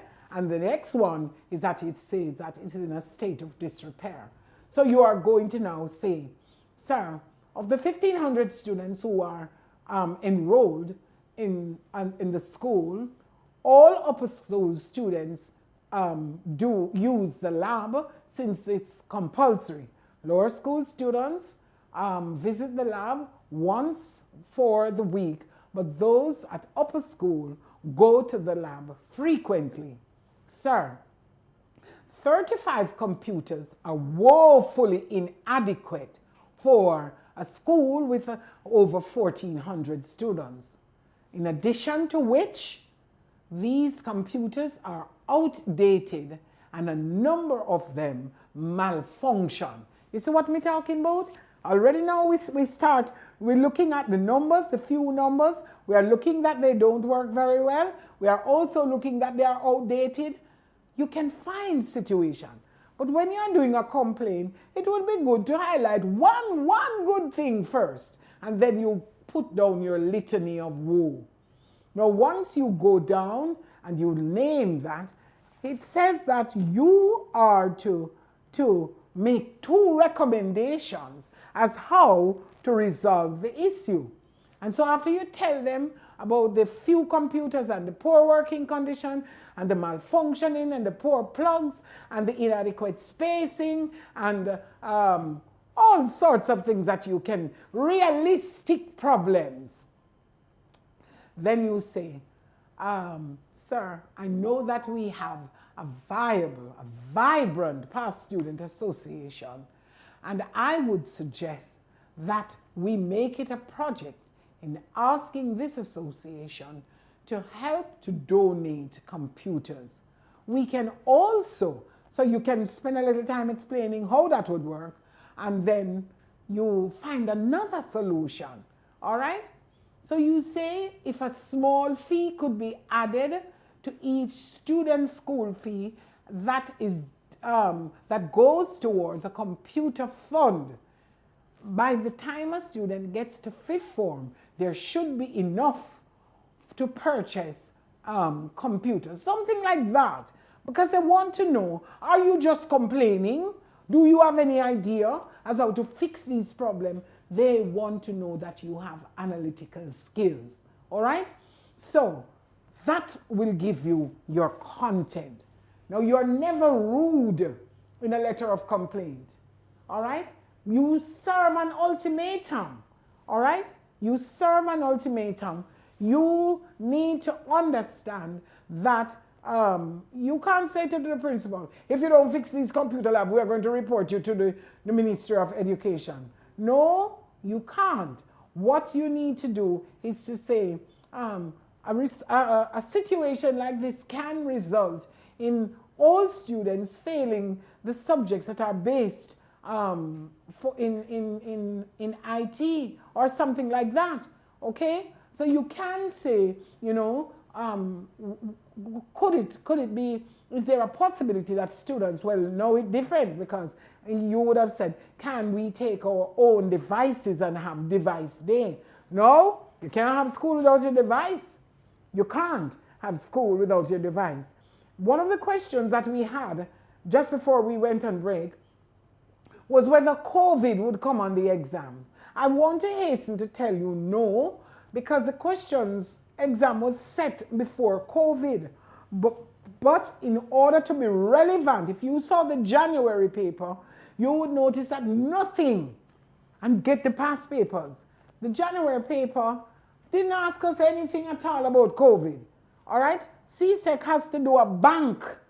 They have to pay for the questions and then format the papers.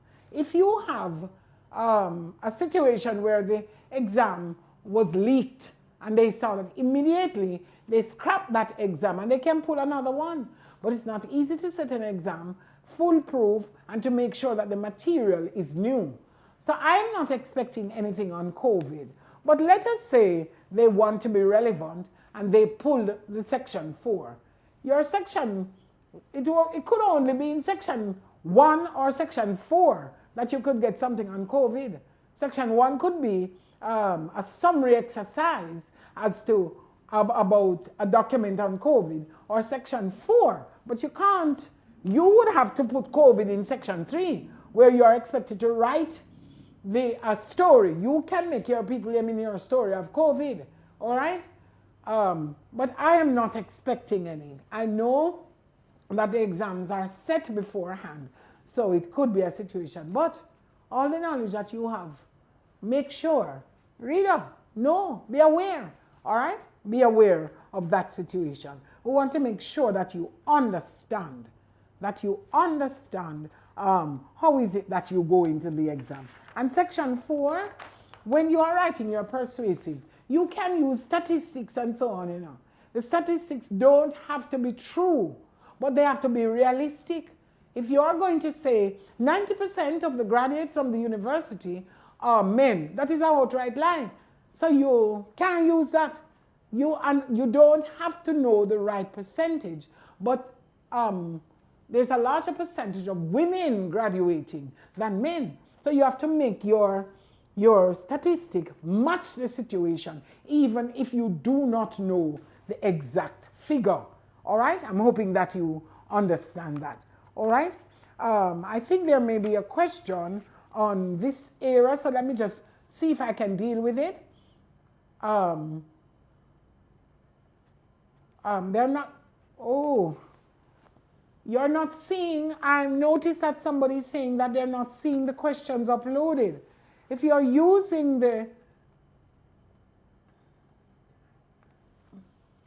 it's 2020, you know. If you look in the workbook and you follow the paging that I give to you, you should be able to find it. All right, the first question I dealt with was one on the first page, and it had to do with the minutes. All right? So your workbook, yours would say 2020, and you should see that. All right? If you skip a few pages in, then you should see, I went to page 4 after that, and on page 4 I looked at the letter of complaint. You should be able to see that. I just send us, you see the pages are there and they are numbered, so just keep going. And that's why I tell you the number. Now page 6 has to do with the letter of application.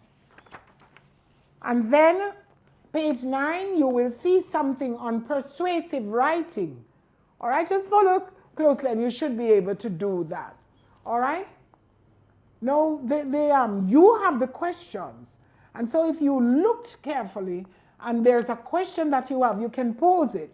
But the last section is a section that I will have to go through sentence by sentence. And I want to get there because I want to speak of the effectiveness of that section. So I'm going to give you a minute or two now, and I'm going to ask you to go through your booklet. Go through your booklet and identify a question or a concern so I can address it for you. All right, I'm going to pause and you do that for me right away. You can go from page 1 right around any section. Remember, I'm going to be looking at the last section, those 15 sentences, but you can go through your booklet and go right up to page 10. I don't think we numbered the blank pages on which you can write. But you can ask any question at all on any sections. Even if I don't get to that section yet, you can still ask. So I'm going to pause and I'm going to allow you to ask so I can address it. We want this to be really beneficial to you. Okay?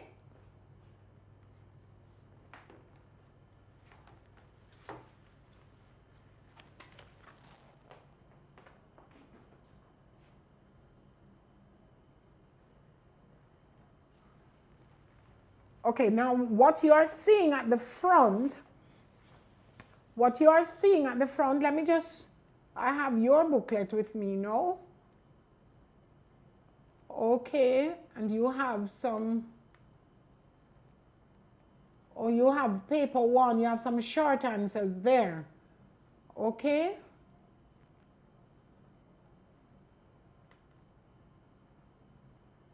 All right. Now in the section where you have recognition of error, can you just check that for me? Recognition of error.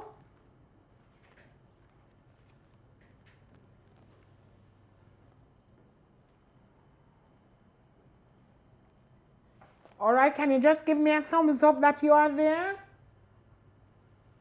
Just want to make my page a little bigger.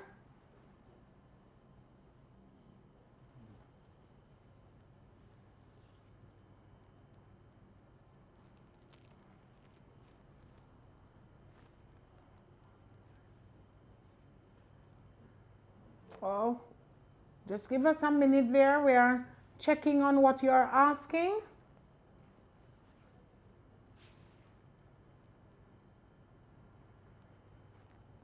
So in your booklet, are you seeing the recognition of errors?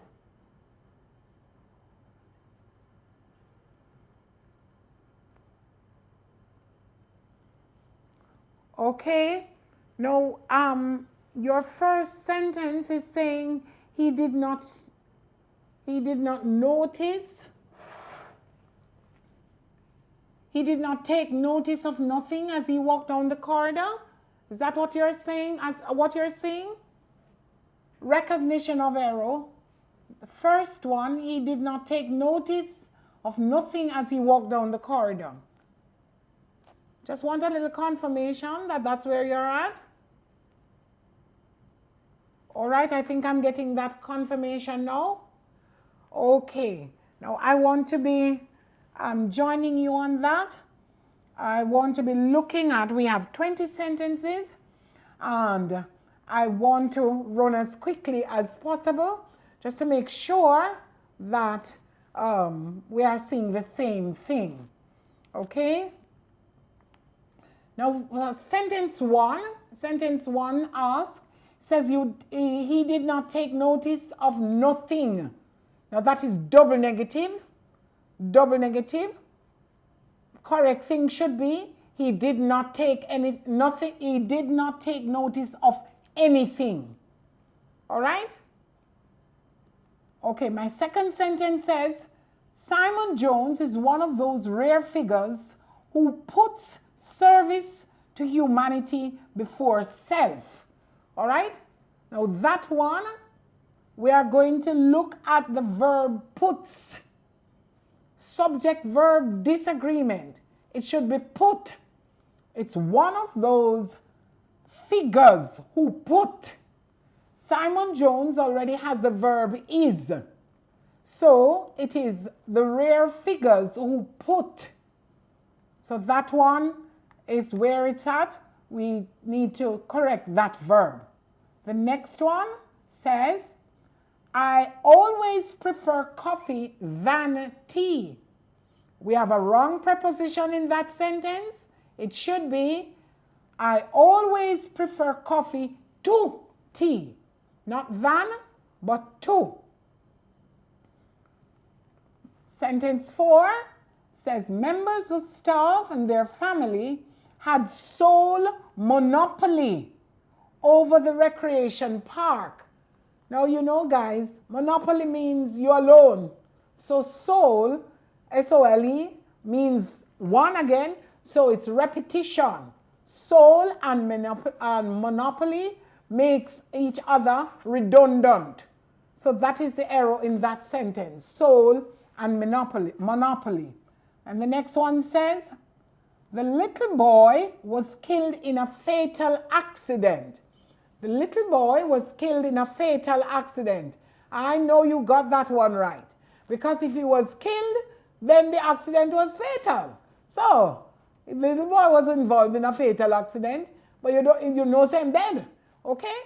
So, if we are going to take out fatal because he was killed, fatal and killed will make each other redundant. Want to let you know that sentence 6 says, every girl is expected to wear a colored ribbon in her hair. Her, not their hair. In her hair. All right? Remember that the subject is every girl, so it's every single girl. So the pronoun cannot be there. Must be her hair. The next one. Prisoner had not a ghost of a chance in his bid to escape from the maximum security prison. Now, you know that there's a section that tells you about cliche. So, ghost of a chance is a cliche. Moving right along, we want to be looking at the children died because they had taken large doses of a potent drug which was left within their reach. So, is that sentence acceptable as stands? Let's look. The children died because they took large doses of a potent drug that was left within their reach. So we are fixing our tense in that one. Moving right along, in her spare time, my mother likes knitting, gardening, and sometimes to babysit for her sister. Now you have to look at all the verbs need to be parallel. So in order to fix that one, we would have to fix, in her spare time, my mother likes knitting, gardening, and babysitting for my sister. All right? You can't have knitting, gardening, and like to take care of. You have to have knitting, gardening, and babysitting. Next one. News of Hurricane Matthew's impact on the countries in the Caribbean was broadcasted by all radio stations. Just want to let you know that broadcast has no past tense, all right? Or the past tense of broadcast carries the same shape as the present tense. So it's not broadcasted, it's broadcast, all right? We want to now be looking at some food here, man. It's time for you to eat some food. It says, I really like curry chicken. I would have it for dinner every day.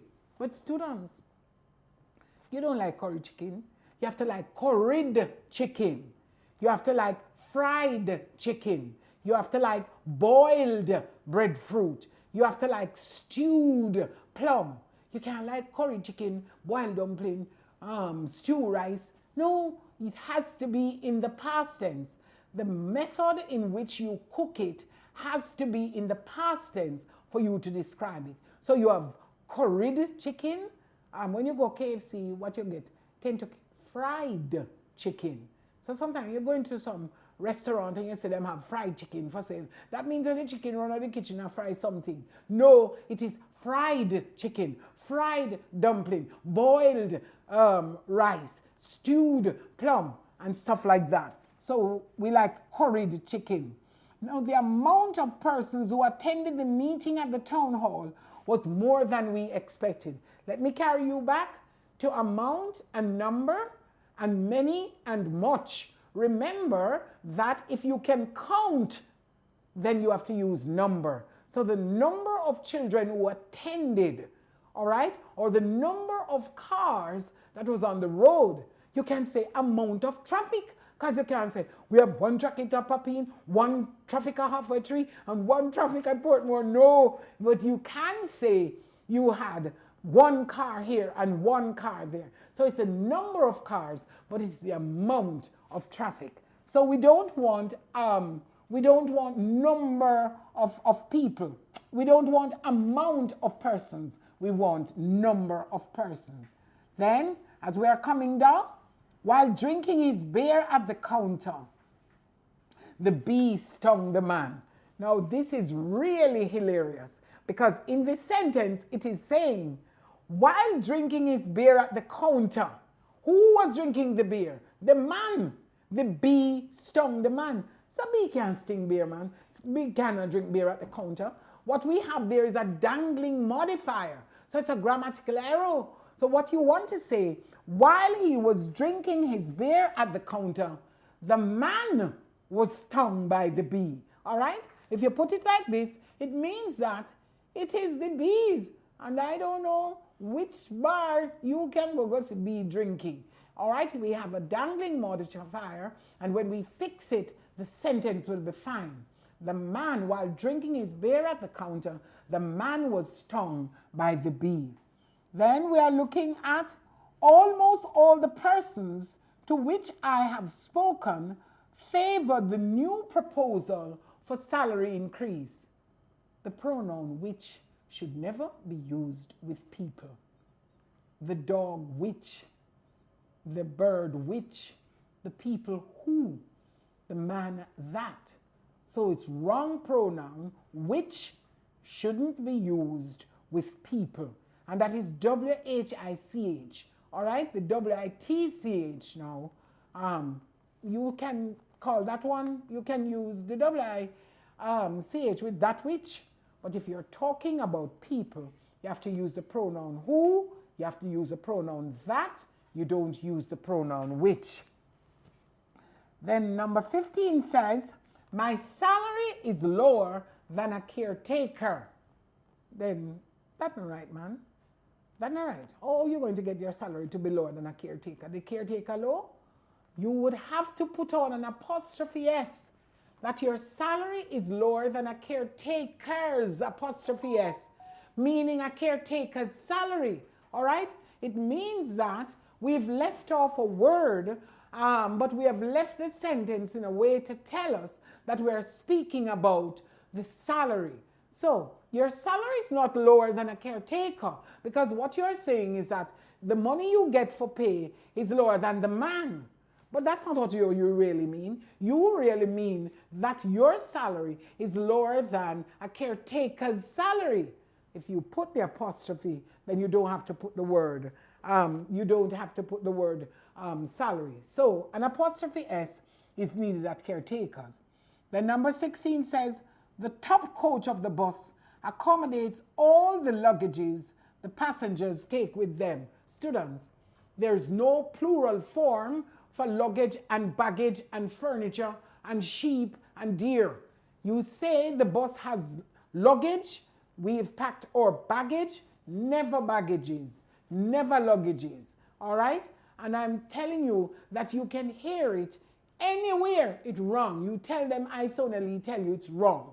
In the same way, you learn from grade 2 and 3 that you don't have sheeps and you don't have deers, all right? It's the same, and you don't have aircrafts, all right? Plural of aircraft is aircraft.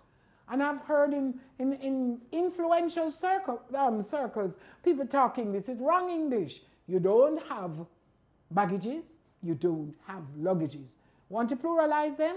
You say pieces of baggage, or pieces of luggage, or pieces of furniture. Is that good? Right. Now let's moving on to the other two. It says, no sooner had the rain started when the roof caved in and landed on the children who were inside the house. Once you use the phrase no sooner, you will have to use than as a preposition. You will have to use than. So no sooner had, then you move on to than, okay? No sooner had than. The number 18 says, do you think that parents are to be blamed for teenage delinquency? And you should have are to be blamed. That's how you form that tense. Do you think that parents are to be blamed? That is how you do the correction for that one. And then I think the last one for this section says, when you are finished washing the dishes, you may take some time off for relaxation. Now, are is from the verb to be, all right? Now, you are not the washing of the dishes.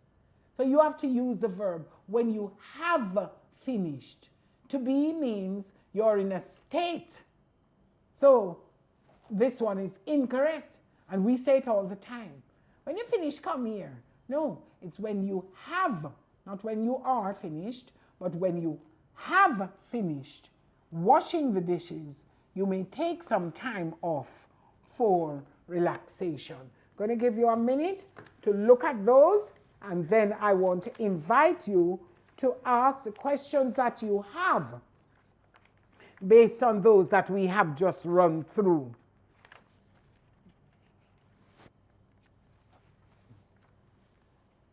There are some questions. Now, some persons are asking if we will be posting the workshop on the pages online. All right? That's your question. Some of you, yes. You will be posting it, so you will have that facility. You will have a chance to look at it again. All right? I want to make sure that you are where it's at with us. Want to make sure that you understand where we are going with this one. Okay? Now there is another. Can you just check your booklet for me? And just look at the back. Do you see an exercise on literary devices?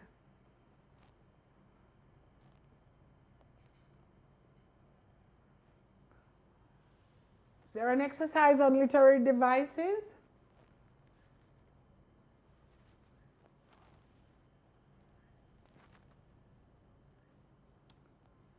Just waiting.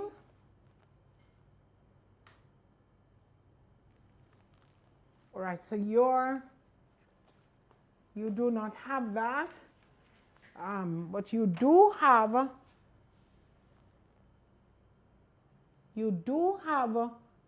some more recognition of errors. You do have some more recognition of errors. Going to ask you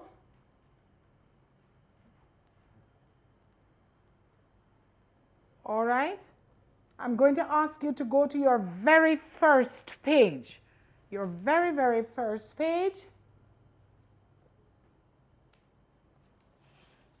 Meanwhile, I'm going to ask, since these are the short answer sections, I'm going to ask if you have any questions that are left that you want to ask on the extended writing. You can post those questions, we'll get back to them, but I want you to. But this time, I want to ask you to join me, and for the first 5 questions, I want to see what is it that you would have chosen for the first 5 questions we have on your the first page.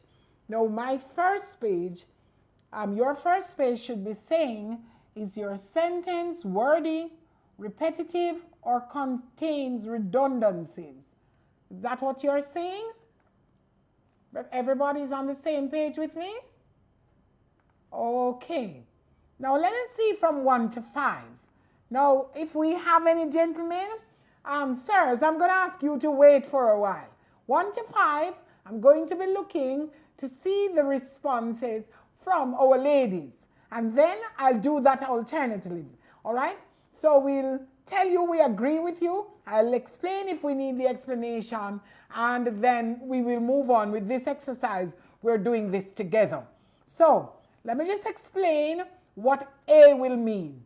A will mean that you have some repetition. So if I say that the car reversed back into the garden, you would choose A because you know you're not supposed to say reverse and back. All right? Reverse would make back redundant. Now, B says it might contain misused metaphors or cliches. And you know, cliches are metaphors that are well worn. They are not formal anymore. So when we write with them, we consider it as a writing flaw. So if you say, he's a chip off the whole block, then chip off the whole block is a well-used metaphor. So we don't use it again. Now, some metaphors, we mix them up. It's misused. So if we talk about my ship has set sail, and so all the birds have flown. No, our ship was set sail. It don't match with all the birds that have flown. All right. So those metaphors are mixed up. If you have something like that, then that is B. But C says all the grammar, anything that is bad grammar or it's faulty in diction. Now, diction is a choice of words. So if you say something like, I'm a very good driver, you know. My father learned me to drive. Then you know that learn is the wrong word in that context. So you would choose C. All right? Subject-verb disagreement, wrong spelling, all of that would be C in terms of grammar. And then if the sentence is all right, then you would tell me D. So I have 5 sentences. We're watching carefully who is going to get them right in terms of, let me read number 1, and then you can tell me what is that, what answer you've come up with. I think they are very good sentences, simple, and so you pay close attention. All right? So my sentence 1 says, after a lengthy and prolonged stay abroad, the students experience serious problems in readjusting again to their former lifestyle. All right? Already we have some answers there. Yes, answer is A. We got that. You might forgive me if I don't shout your name. I'm trying to make sure that we get the answers. But we got that answer from J. Miller. J. Miller. Very good. Now, ladies, gentlemen, remember I asked you to wait a little. So 1 to 5, we are going to focus on the ladies. Now, the team fought tooth and nail to save defeat and consequently humiliation. Question 2, that was question 2. They fought tooth and nail. Is there anybody coming up with question 2? Anybody choosing? All right, I see a right answer there. I see a B. Okay, I think somebody has sent in 1, 2, 3, and 4. Is that Angel? Is that her name? Campbell? All right, so let me just look. Let me just tell you, and you will see if we agree. 1 should be A. 2 should be B. To ensure maximum security, the party organizers hired the services of security guards from several reputable firms. I'm hoping that you have a D at that one. Let me look again. To ensure maximum security, the party organizers hired the services of security guards from several reputable firms. I'm not picking up any error there, so that should be D. Then number 4, the youth of this country should be encouraged to aim for excellence rather than mediocrity. The youth of this country should aim for excellence rather than mediocrity. Am I hearing somebody saying D? Okay, number 3. I kept reading ensure, but the word is ensure, but the word is insure, and that's the wrong word. Thank you so very much. I'm wondering who is pointing that out to me. Is that Miss Miller? Insure is wrong diction, so that should be C. Very good, very good. Now keep both eyes open. Keep both eyes open. Now look at number 4. The youth of the country should be encouraged to aim at excellence rather than mediocrity. Are you seeing any cliches, misused metaphors there? Are you seeing anything? Then we will go with D. Then number 5 now. Oh, gentlemen, you're getting ready for 6 to 10.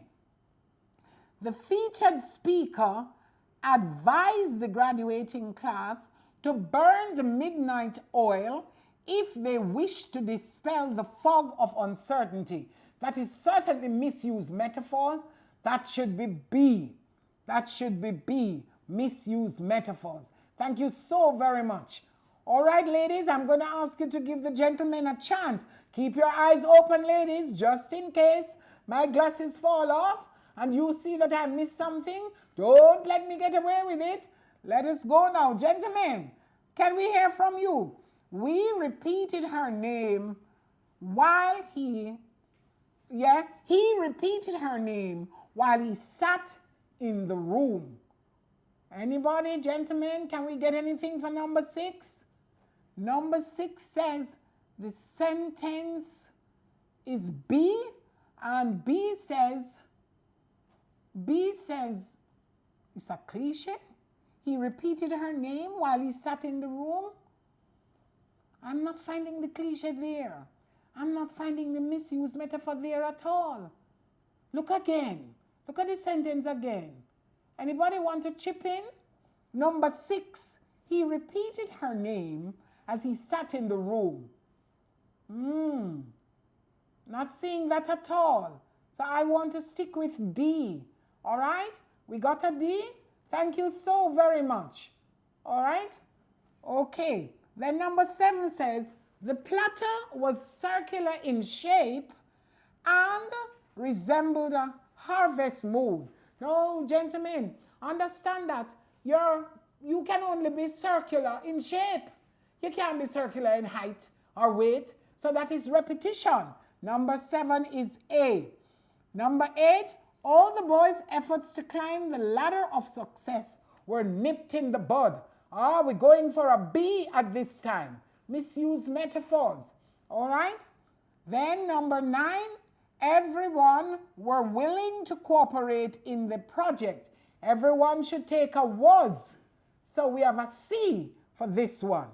We have a C for this one. Subject verb disagreement. All right? We are coming to where the gentlemen have their last one, number 10. Some of the children does not plan. As I read that one, you found out already. So that's a subject verb disagreement. The children do not plan. It should be C. All right? Mesam, you gave us the right answer. Thank you so very much. All right, ladies, it's over to you again. Let us see how you do this one for us, ladies. It says that of the 3 children at the interview, the last one performed the worst. Is there anybody who has come up with that answer? Ladies, it's over to you. Of the 3 children, the last one performed the worst. Not seeing anything just yet in the chat, so I'm going to be moving on. That one is subject verb disagreement because it should be worst. It should be worst. So this one was C. All right? Then we are moving to number 12. Suddenly, the place brightened and I was amazed. Sorry. Suddenly, the place brightened and I was amazed. That's number 12. And number 12, is that Angel? Angel says it's C. It's a grammatical error. I agree. I'm sorry that you couldn't tell me what is really wrong with it. But the place was brightened. The place can brighten itself. So you are correct in saying that it is C. And then we want to be moving on to number 14. If we explore every avenue and leave no stone unturned, we shall be assured of success. And that is B. I'm hoping that we got B for that one. All righty. And then number 15 says a number of decisions were made last night and changes will be seen soon. That's number 15. And number 15, we are taking letter B because although the subject is number, it's decisions that can be counted. So a number of decisions were made. I think you can question that too, you know. I'm sorry. Number of decisions. Subject is number.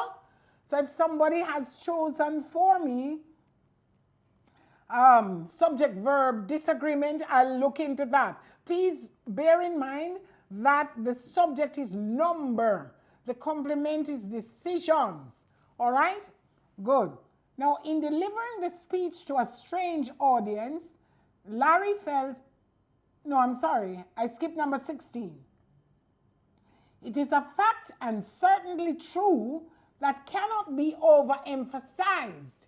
That is repetition. Fact, true, overemphasized.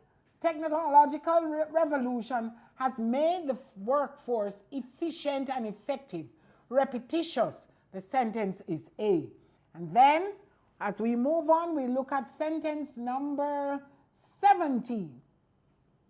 17 says, in delivering that speech to a strange audience, Larry felt like a fish out of water, but eventually he gave it his best shot. Fish out of water. That's a cliche. And so that would be B for that answer. At the conclusion of the debate, the chief judge will present comments and announce the winners. Anybody has any take? Are we getting any takers for 19? Any takers for 19? Oh, you have lost us? Refresh. Can you refresh? I'm hearing some comments are saying that you're not hearing or you're not seeing. We're just going to ask you to refresh. Can you do that for us? We'll wait a little and see how well that goes on.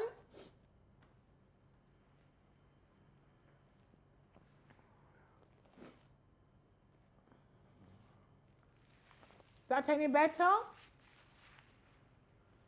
I will go back to sentence when we first noticed. So I'll go back up to sentence 14. But we're just checking to see how we can address the situation that you now have.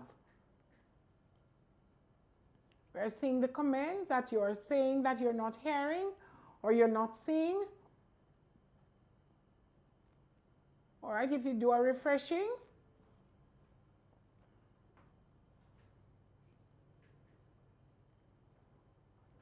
All right, you should be all right now. You could indicate for us. Now, those on Facebook and Instagram, you can still hear us and you can see us. So we are trying to make sure that the others of you are fine. We do apologize. And we are hoping that you can get on. And those of us, all right, remember that you can get a recording.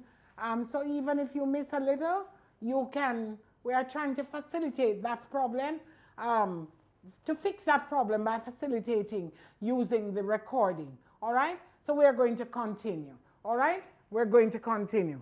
We weren't very far. After I do number 20, I am going to invite you to send the questions in. All right, I want to be able to address the different areas. I want to make sure that your questions on both part 1 and part 2, in terms of how you get it, that this will be. Now, recognition of error is a part of part 1. So we want to make sure that you know all the possible errors that they can pose to you. All right? Now, I'm going to go back to number 16, just to make sure that you, after we noticed it, that area is adjusted. So 16 says, it is a fact and certainly true that cannot be overemphasized that the technical revolution has made the workforce more effective and efficient. And we said that was repetitious. If it is a fact, it is already true. All right? And if we reinforce, we overemphasize. So that section is repetitious. Hope you got that. And then, when history scholars, in delivering that speech to a strange audience, Larry felt like a fish out of water, but eventually he gave it his best shot. And that one is loaded with cliches. A fish out of water, to give it your best shot, those are cliches. Those are metaphors that we use now, that they've lost their significance, and that's why we recognize them as cliches. They also shouldn't be used in your formal writing. You can talk with them, but we don't write with them. And then, at the conclusion of the debate, the chief judge will present comments and announce the winners. All right, I'm going to take out the diction of presenting comments. All right, he's not presenting the comments from other persons, so he will make comments. All right, so we'll take out that at C, we make comments. And then number 20, the students are reasonably well prepared for the exam, but they haven't scarcely begun to touch their peak performance. And where we have haven't and scarcely, we have double negative. Like when you say, I don't have no money, or nobody don't like me, or when you have two negatives in a sentence, that becomes a problem. We simply call it double negative. All right? And you know when you write with double negative, in math, it will tell you that 2 negatives will give you a positive. In English, it spells for us poor grammar, and so we take that out. All right? We take that out. I'm going to stop at this short, at this 20 for this one, but we have a few minutes. I want to accommodate any questions that you have. All right? I'll keep talking in terms of the exam and what you do and your tips for all of that, but I want to make sure that you understand what goes down. As I said, I don't know if we have any fourth formers who will be sitting the exam and you're online. I don't know if we have some out-of-school persons who will be doing the exam, but I want to make sure that you understand what it is all about. Now, paper 1. All right, so I'm going back to the start of the thing. Paper 2 is a morning paper. We call those the AM papers, all right? And all morning papers start at 9 o'clock, all right? Depending on what time or how many hours we have for the duration, the exam will end there. But usually, morning papers end by 12 o'clock. So, we have morning papers. The multiple choice paper usually are PM papers. They normally start at 1 o'clock in the day. Unless you have 3 papers on a particular day, then our afternoon papers start at 1. Your paper 1 has 60 questions. Question 1 to 20. Question 1 to 20 works with words. So synonyms, words which sound alike, words which have the same meaning. Or, as CSEC put it, words that is nearest in meanings. So we can have 5 or 6 of those for some papers. Then usually they have a section that is antonyms. Those are words that have opposites in meanings. Or you can have equivalent sentences. Or you can have words that appropriately finish a sentence. So the context, all right, you use the context to complete a word. They give you 4 words, you read it, and you will find out whether or not the word fits the passage. Anything to do with completion of sentences, recognition of errors, synonyms, antonyms, spelling, all of that can come and sometimes do come in section 1 to 20 of your paper 1. Now they don't divide up the paper and tell you this is part 1 and part 2. What they do is to say that questions 1 to 5 are based on this exercise. All right? 1 to 20 is the use of the language. The correct spelling, correct meaning, opposite meaning, word in context, equivalent sentences. You have those. Then 21 to 60. Questions 21 to 60 are based on comprehensions. All of that section are comprehensions. One comprehension may have 10 questions, or it may have 8 questions, but from 21 to you end, you have only comprehensions. Now you remember the 4 different genres? You have persuasive writing, and so what you can have in that section are advertisements or a passage that highlights something. You have narrative. It means the passage can tell a little story. You can chuckle as you go along, and the questions are asked on those.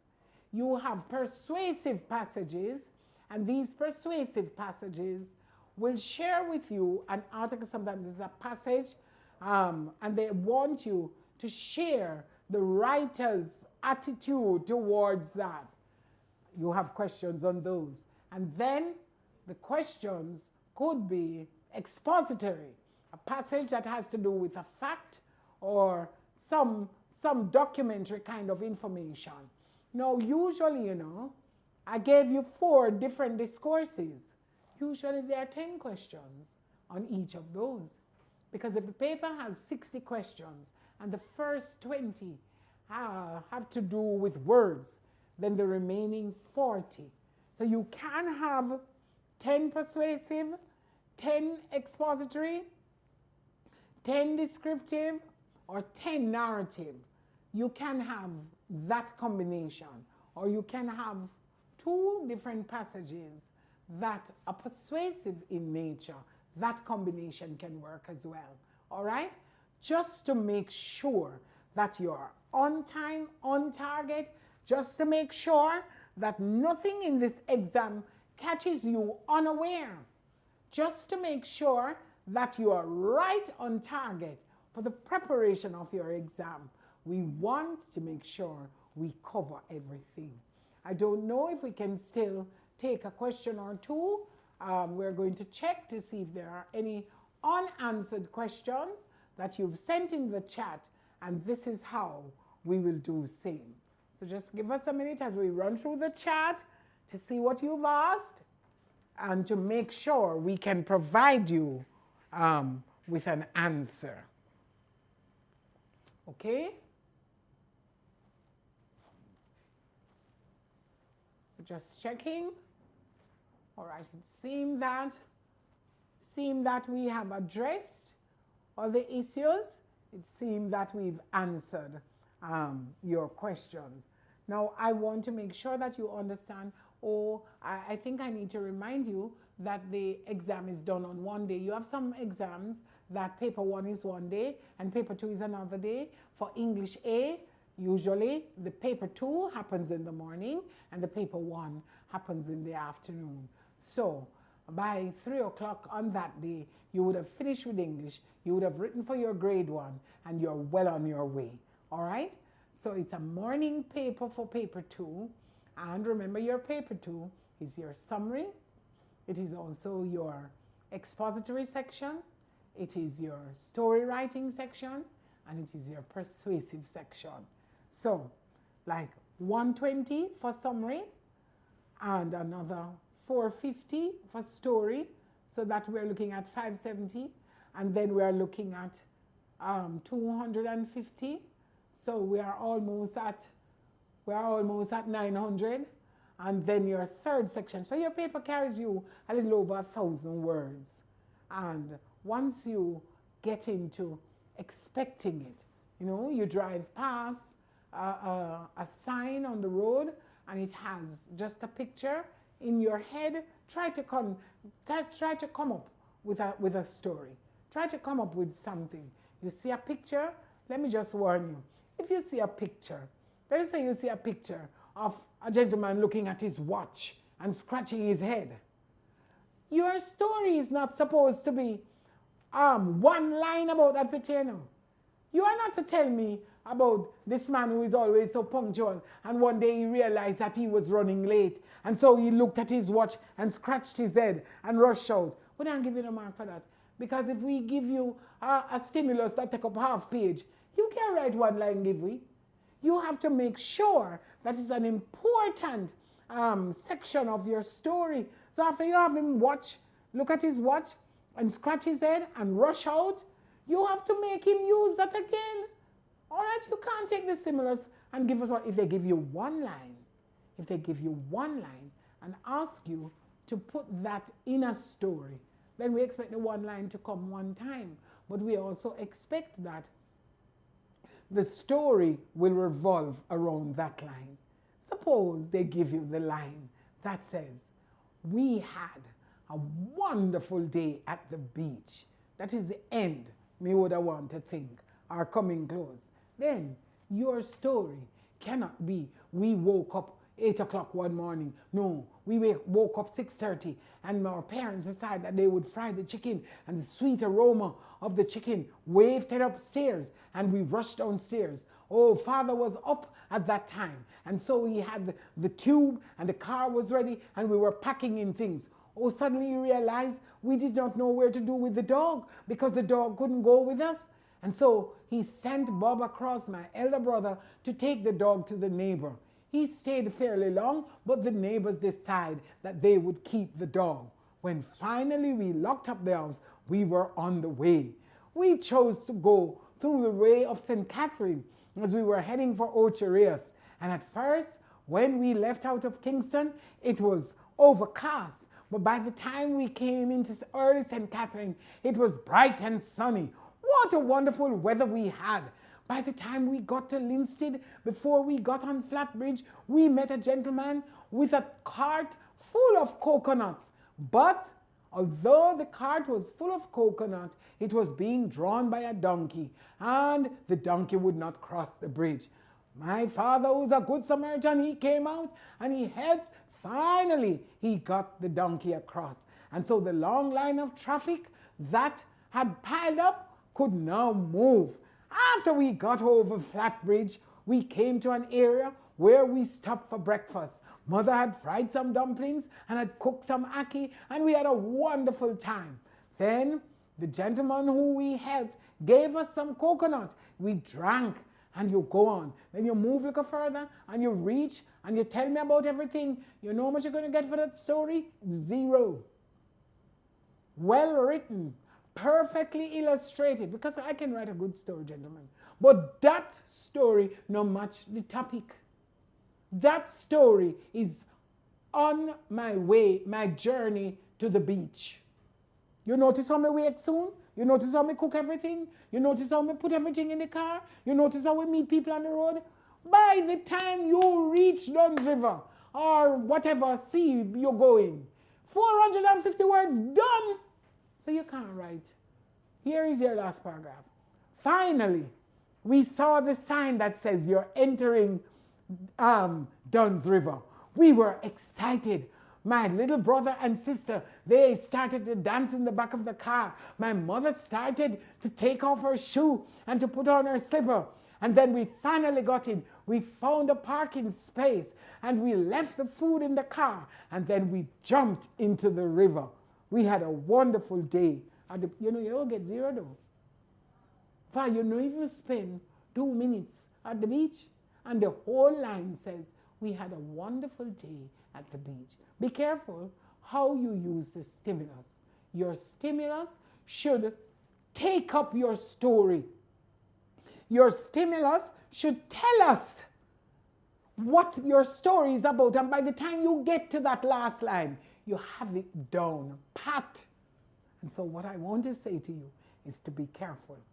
Finally, that last section on paper 2, the persuasive side, I don't know any Jamaican who doesn't know how to convince persons. So, are they not sending any COVID things? Should people take the COVID vaccination? They can't send that. You understand? But let us say they say to you, should online, and CSEC have been sending online learning long time before COVID. But let us say that they are asking us, should all schools be co-educational schools? All right? And you are to express your opinion. All right? If you are expressing your opinion, that's an argumentative essay. But if they say, provide an argument in 250 to 300 words, then what they are asking you to do is persuasive writing. Make sure that you use some persuasive tools.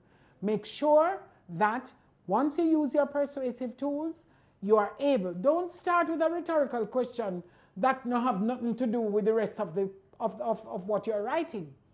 But you can start with an anecdote. That's a small 2-line story that will reinforce what you are going to say. Make sure that you establish your position well. That if you are going to say no, that your entire paper says no. No, but I write 2 paragraphs and say no. And then all of a sudden, we find that you change your stance. If you change your stance, you're going to lose mark. So remain on your topic. What you do, we use summary for an acronym. I'm going to ask you to use P-E-E, for another acronym. When you are writing the argument, P, get your first point. Then E, get an example of the point. And then the last E, explain your point. So let's go again. For the argument, for the persuasive, you go P. For the summary, you know how to do that. For the exposition, use the facts that they've given you. For your story, make sure it's relevant to your topic. Write about the topic that they give you. And for the last section now, you're tired now, you want to go P. But here's what is your P. First, the P is to get your point. Come up with a point.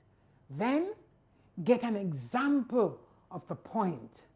And then finally, explain the point. Tell us how effective the point is. Make sure that we understand the point that you have put in. So you have your introduction, you give us 3 points. Then you take the points one by one. And after you take them one by one, you look to see if you have illustrated P. You point out the point. Let us say, well, I can't do anything about technology because everything has changed since COVID. They used to ask you if cell phones should be made compulsory. Then can't ask you that again, because if you don't have no cell phone, you can't do any class.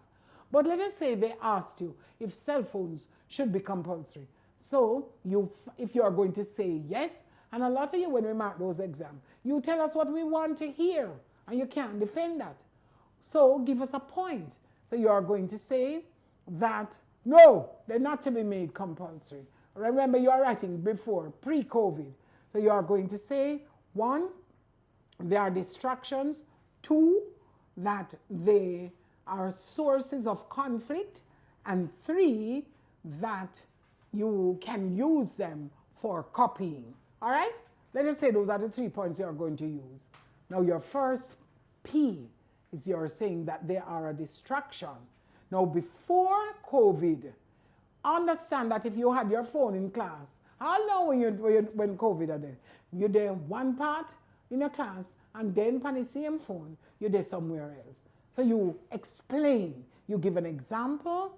You can say, for instance, if you're in a class where something is being taught, you might find that it is very, very easy to slip into a site that brings you enjoyment and fun and stuff like that. And then you will explain. Then you move on to your next point. You give me an example and you explain. Now, once you use the acronym P, you have it down pat.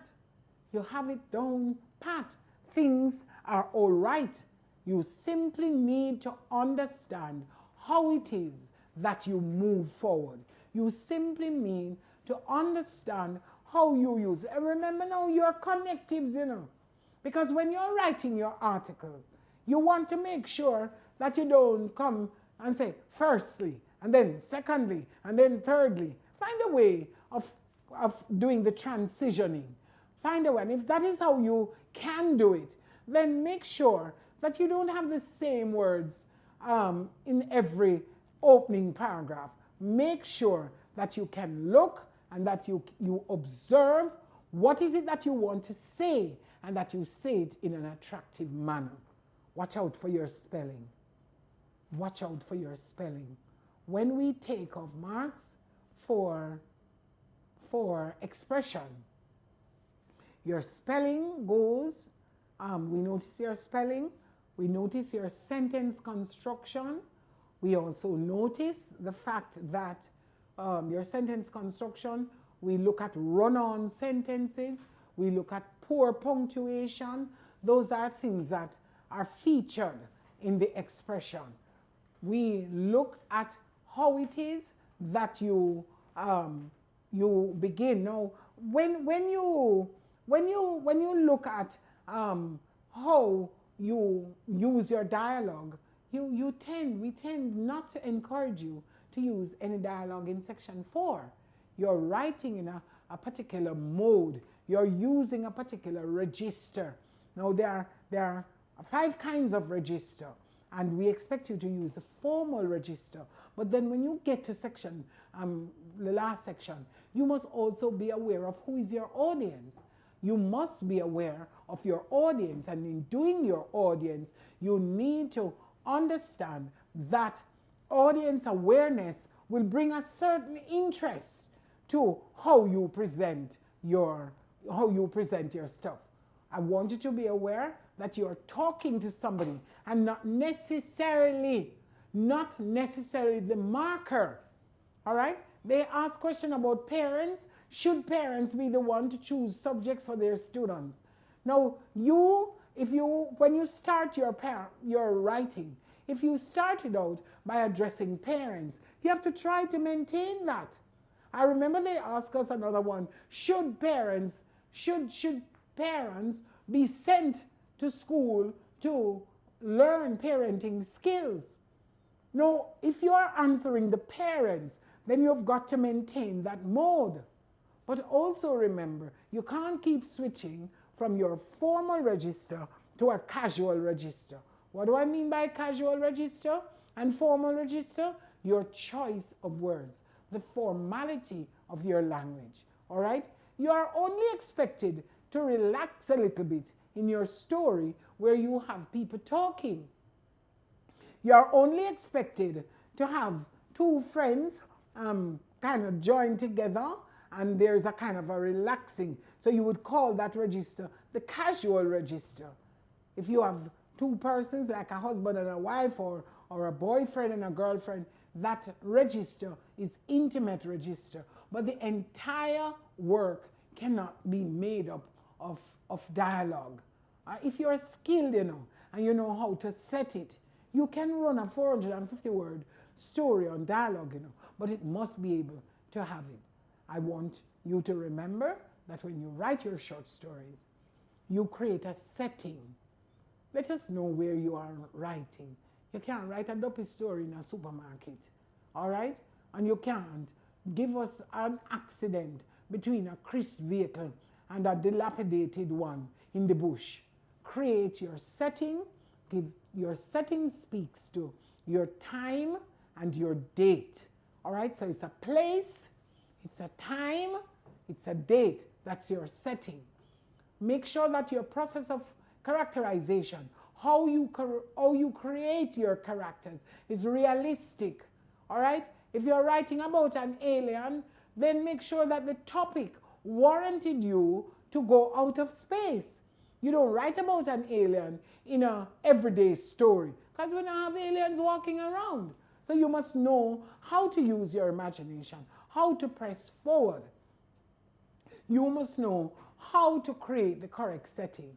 Now, your teachers would have told you about rise in action and reaching your climax, then fall in action, and then your resolution.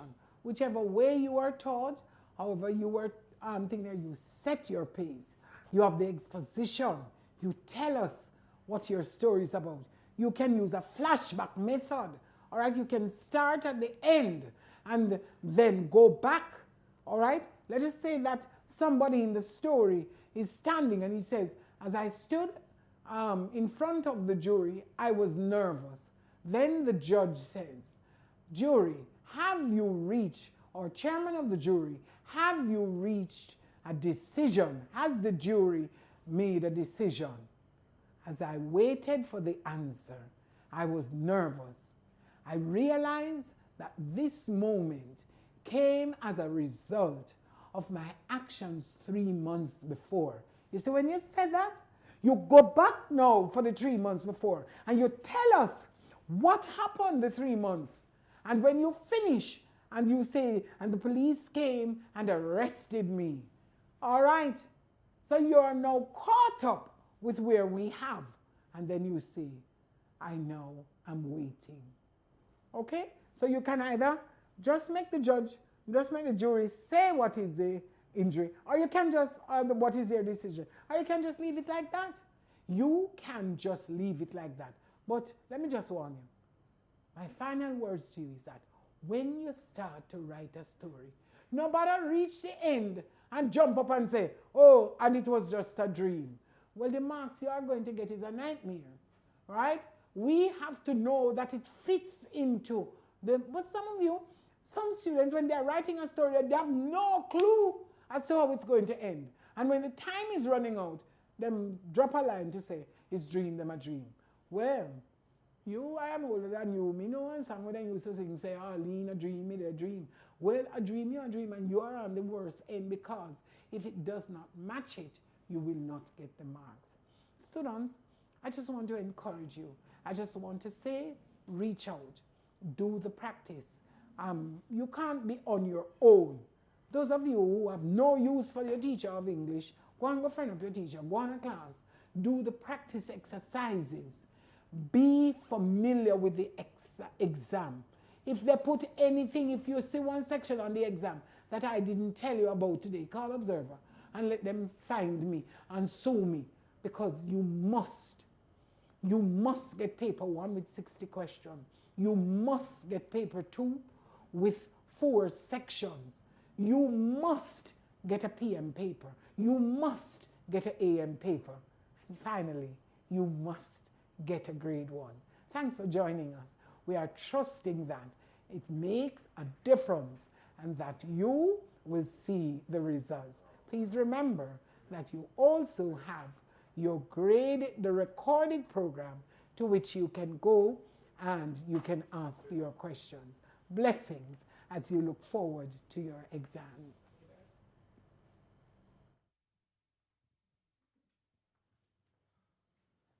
All right, so we're through for today. This was the final day of our online study center workshop, and today we did English language. And based on what I was hearing, I could see a lot of encouragement coming out, reminding you guys to imagine and make your story, tell a story when you're writing, setting and place, time, venue, etc., so people can actually feel like they are where you're writing about. I want to thank Mrs. Sonia Lee for her presentation today, and thank Mr. Jimmy Hilton, our other master teacher from yesterday, who helped us with mathematics. And again, we want to say a big thank you to our sponsors. That's Phase 3 Productions, Sagicor Jamaica, and Tasty Limited. We want to thank you guys for joining us. And don't forget to like, comment, share, and subscribe to our YouTube channel. That's Observer Clips. And follow us on all our socials at Jamaica Observer. Again, thank you to our sponsors, thank you to our master teachers, and thank you to our audience for joining us.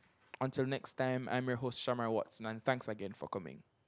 I am just a little girl, but I have big dreams. And one day, all my dreams are going to come true. That's why I'm glad Mommy opened a Sagicor Bank Star Savers account for me. It's the best gift she could ever give me, because one day I won't be little anymore, and my small savings are going to grow big. I even got my own debit card. Give your child a gift that will grow. Open a Sagicor Bank Star Savers account today.